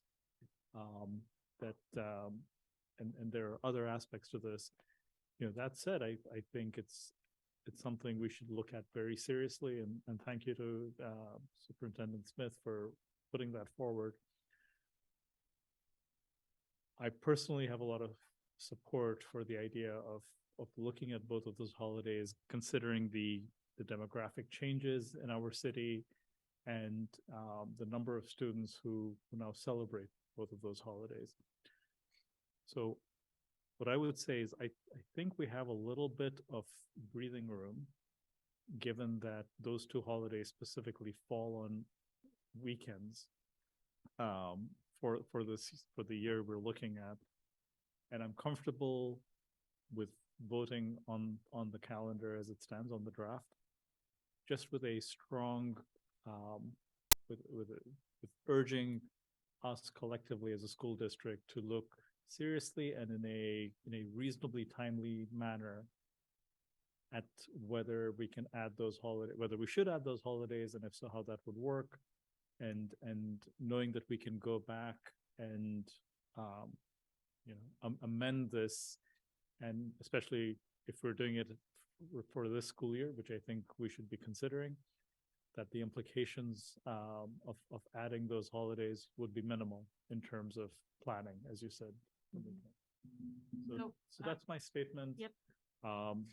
And would love to hear what others think. Well, real quick as a follow-up, just you nailed a couple of things that really should be highlighted. One, this working group they would have a recommendation for this committee. It is projected by the end of the school year. Two, we do have time within the calendar, because both Diwali and Lunar New Year next year fall on weekend dates, excuse me. And then three, I think there is a sense of urgency, but the work is going to happen this year and be implemented in the following year. And then fourth point is we do have the ability to make changes to the calendar even after approval. We've done that in the past. Go ahead, Emily. I just don't want to forget Eid. as well? And Eve, yep, Yeah, 'cause absolutely. we've only talked about two. There are three, I think, that are important. I agree. I'm happy that this committee is going to be looking forward and doing the work. I think it's slightly more complicated. I think that there are contractual issues. I think that there are, I mean, we have bookends in terms of when we can start and the furthest we can go. And so the question then for this committee is going to be whether or not are we adding days without removing any? How is that going to work? And so I think that's going to have to be a thoughtful discussion. And I agree that it's fortunate that the timing is for at least those two holidays good because they land on a weekend. But I think that we need to be thoughtful and deliberate in how we go about doing this because I feel like it's slightly more complicated than it's being presented. So thanks. Go ahead, Anthony. Well, thanks for this discussion and Rajiv, thanks for your proposal. And I want to say these holidays are not technically just talking about adding a few days, whether it's falling on weekend or weekdays, but we are really talking about the our Newton as a progressive district, a premier district, and welcome the family to come to Newton. And it's important. And now the society demographic has changed significantly. This is a way to show our respect, our commitment to the DEI, the diversity, the equity, the inclusion. These are concrete examples. It's not like, oh, well, some students will not come to school, so we have a teacher will not be coming, so we have to close these schools for celebration. It's more than that. 50 years ago, 70 years ago, we can talk like that.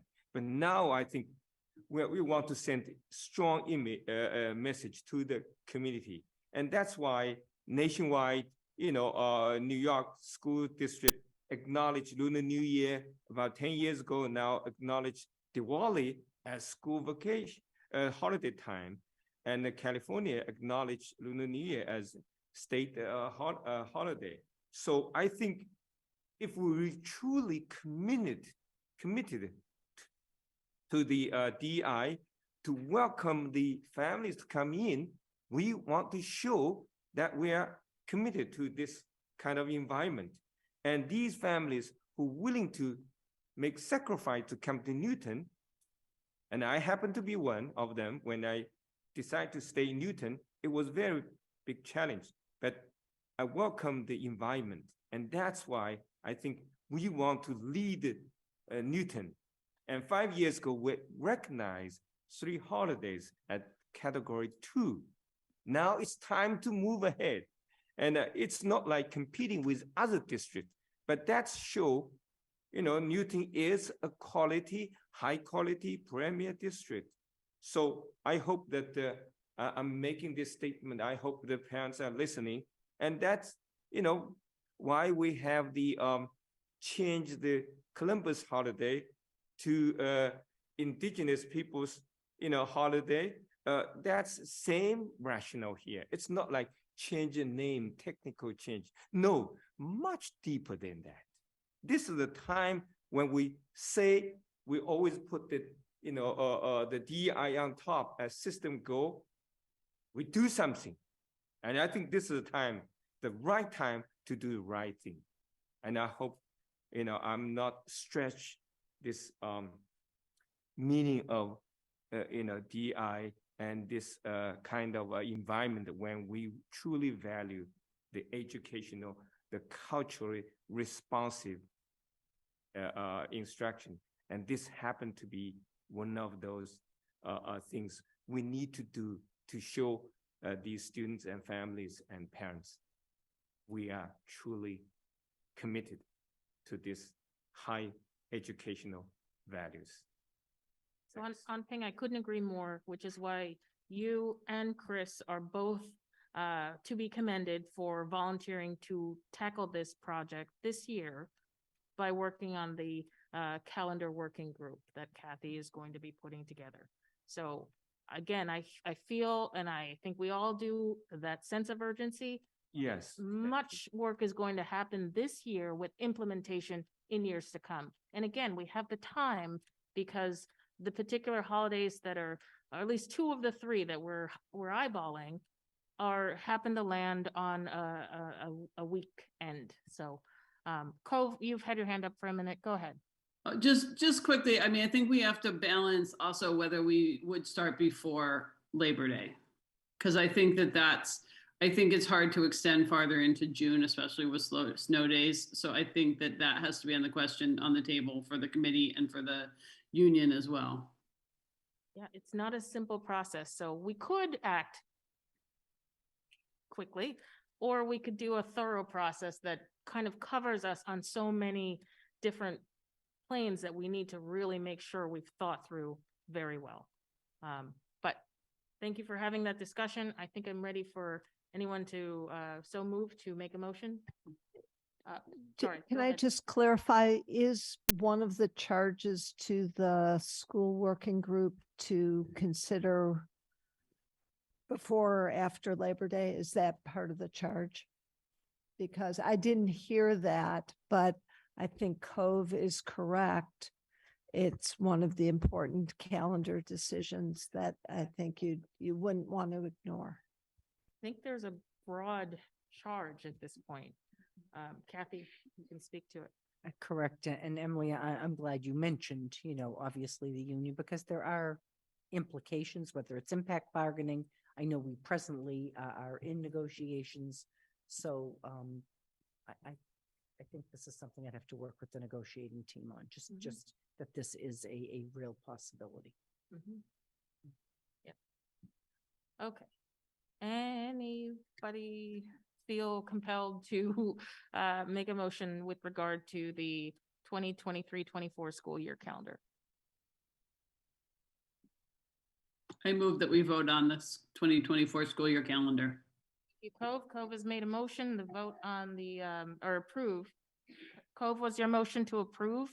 Yes. Okay. To approve the 2023-24 calendar, is there a second? I second. Thank you, Rajiv. We've got a motion and a second to approve the 2023-24 school year. Any further discussion? Nope. Great. By the way, I got the message from Paul. He asked me to read his statement. Is that appropriate to read? Well, He said yes. that the online connection was too bad. He was at the beginning Is of the that meeting. with regarding this specific issue? Yeah. Okay, go ahead. He said, those of us whose families celebrate Eid are put in the position of removing our child from school during this holiday or interfering with important celebration if we choose not to remove our child from school. The same is true for those families who celebrate Diwali and Lunar New Year. It should not take long for the superintendent to review this matter and report back with a recommendation for our consideration. Certainly, this can be done in the plenty of time for families and staff to plan for the 23-24 academic year. Accordingly, I support the proposal to defer a vote on the school calendar until the superintendent's review is completed. So thank you for reading that and thank you for sharing that from our member who wasn't able to be present for this part of the conversation. We have a motion and a second. Ward 1. Yes. Ward 2. Yes. Ward 3. No. Ward 4. Yes. Ward 5. Yes. Ward 6 is not present. Sorry. Ward 7. Yes. Ward 8 Yes. and Mayor Fuller. Yes. So that motion passes. Good Lord, it's late. The motion passes 7-1. Thank you, everyone. Now, Tamika, can I ask what Rajiv said? So what will be happening if we prove this? And then if our kind of working group Sure. collect the feedback, what will happen? Sure. So as we've just voted on the calendar that's in front of us. That will be the calendar that our school-based leaders will be able to plan off of. However, as has happened in the past, once the school committee has needed to make a change. I remember a few years ago, there was a change to the calendar. I can't think of it right now, but there is a process by which we can approve a change to the calendar, and then that change can be implemented within that, the next calendar year. So the calendar working group that you have, thank you for lending your voice to help develop and structure how that's going to work and operate. That will get started very soon. Kathy already has a date for the first meeting. And the work that that group is going to do is going to be thinking through a comprehensive top-down approach as to how best to recognize at least these 3 holidays, potentially more. We shouldn't prescribe that as being something they might take up.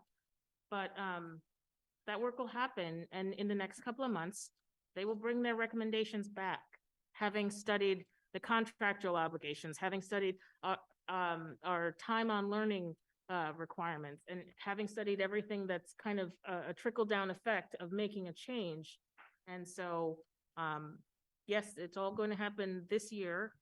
I think we're going to have a lot of really good and happy families that are going to be pleased with, you know, being able to have something solid and concrete for our next school year.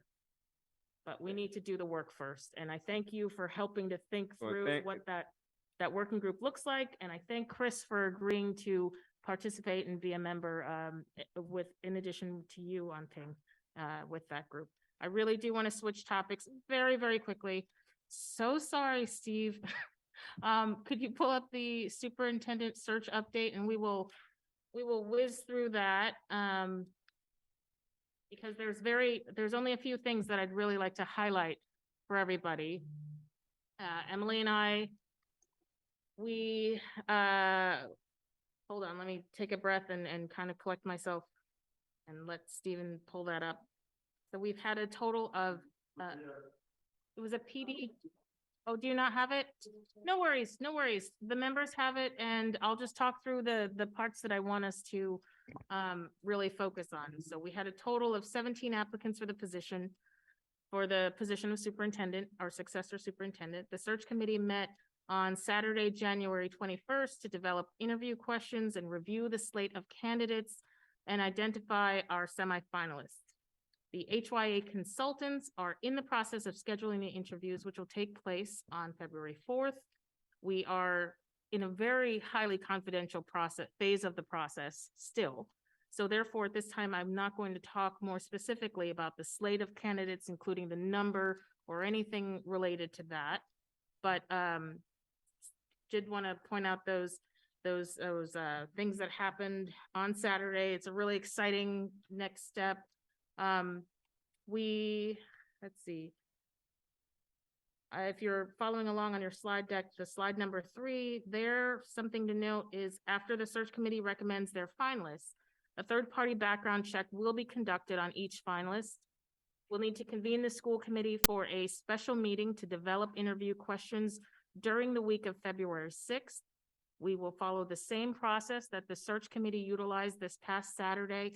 The meeting will be in person, open to the public. Anyone can attend, but we will not be broadcasting that meeting. The minutes will be posted following the interviews, and our finalist interviews will be conducted during the week of February 13th. We can't be more specific at this time because that's dependent on 1, the number of finalists, and 2, the dates that work within the group. So again, a little bit about the finalist day in Newton, what that will look like. That will involve an opportunity for the finalist candidates to meet with our interim superintendent and our various staff to tour a number of the schools at different levels.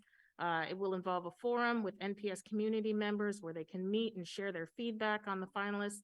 And in addition to the school committee, there will be school committee public interviews on that day. So we're going to be working with staff to determine a suitable venue for those school committee interviews, and we'll rely on our interim superintendent and her team to help coordinate the tours and staff engagement portions. So that's it. Any questions? Oh, Emily, do you have anything? Nope, you covered it. Great. Questions? Any and all? Welcome.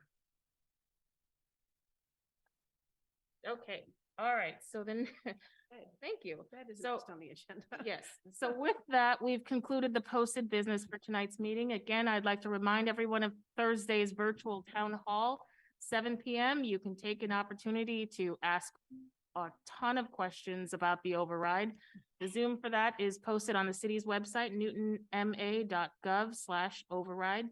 Also on Saturday, January 28th from 10 to noon, I plan to be at the NACP open house. I'm excited to see that beautiful, beautiful Reno.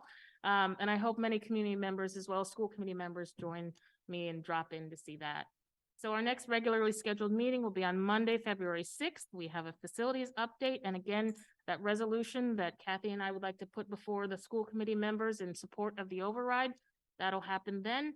Thank you to our central staff. Thank you, Lisa. Thank you, Stephen, and everybody else in the room, and everyone who is still with us from home. Cove, I see you.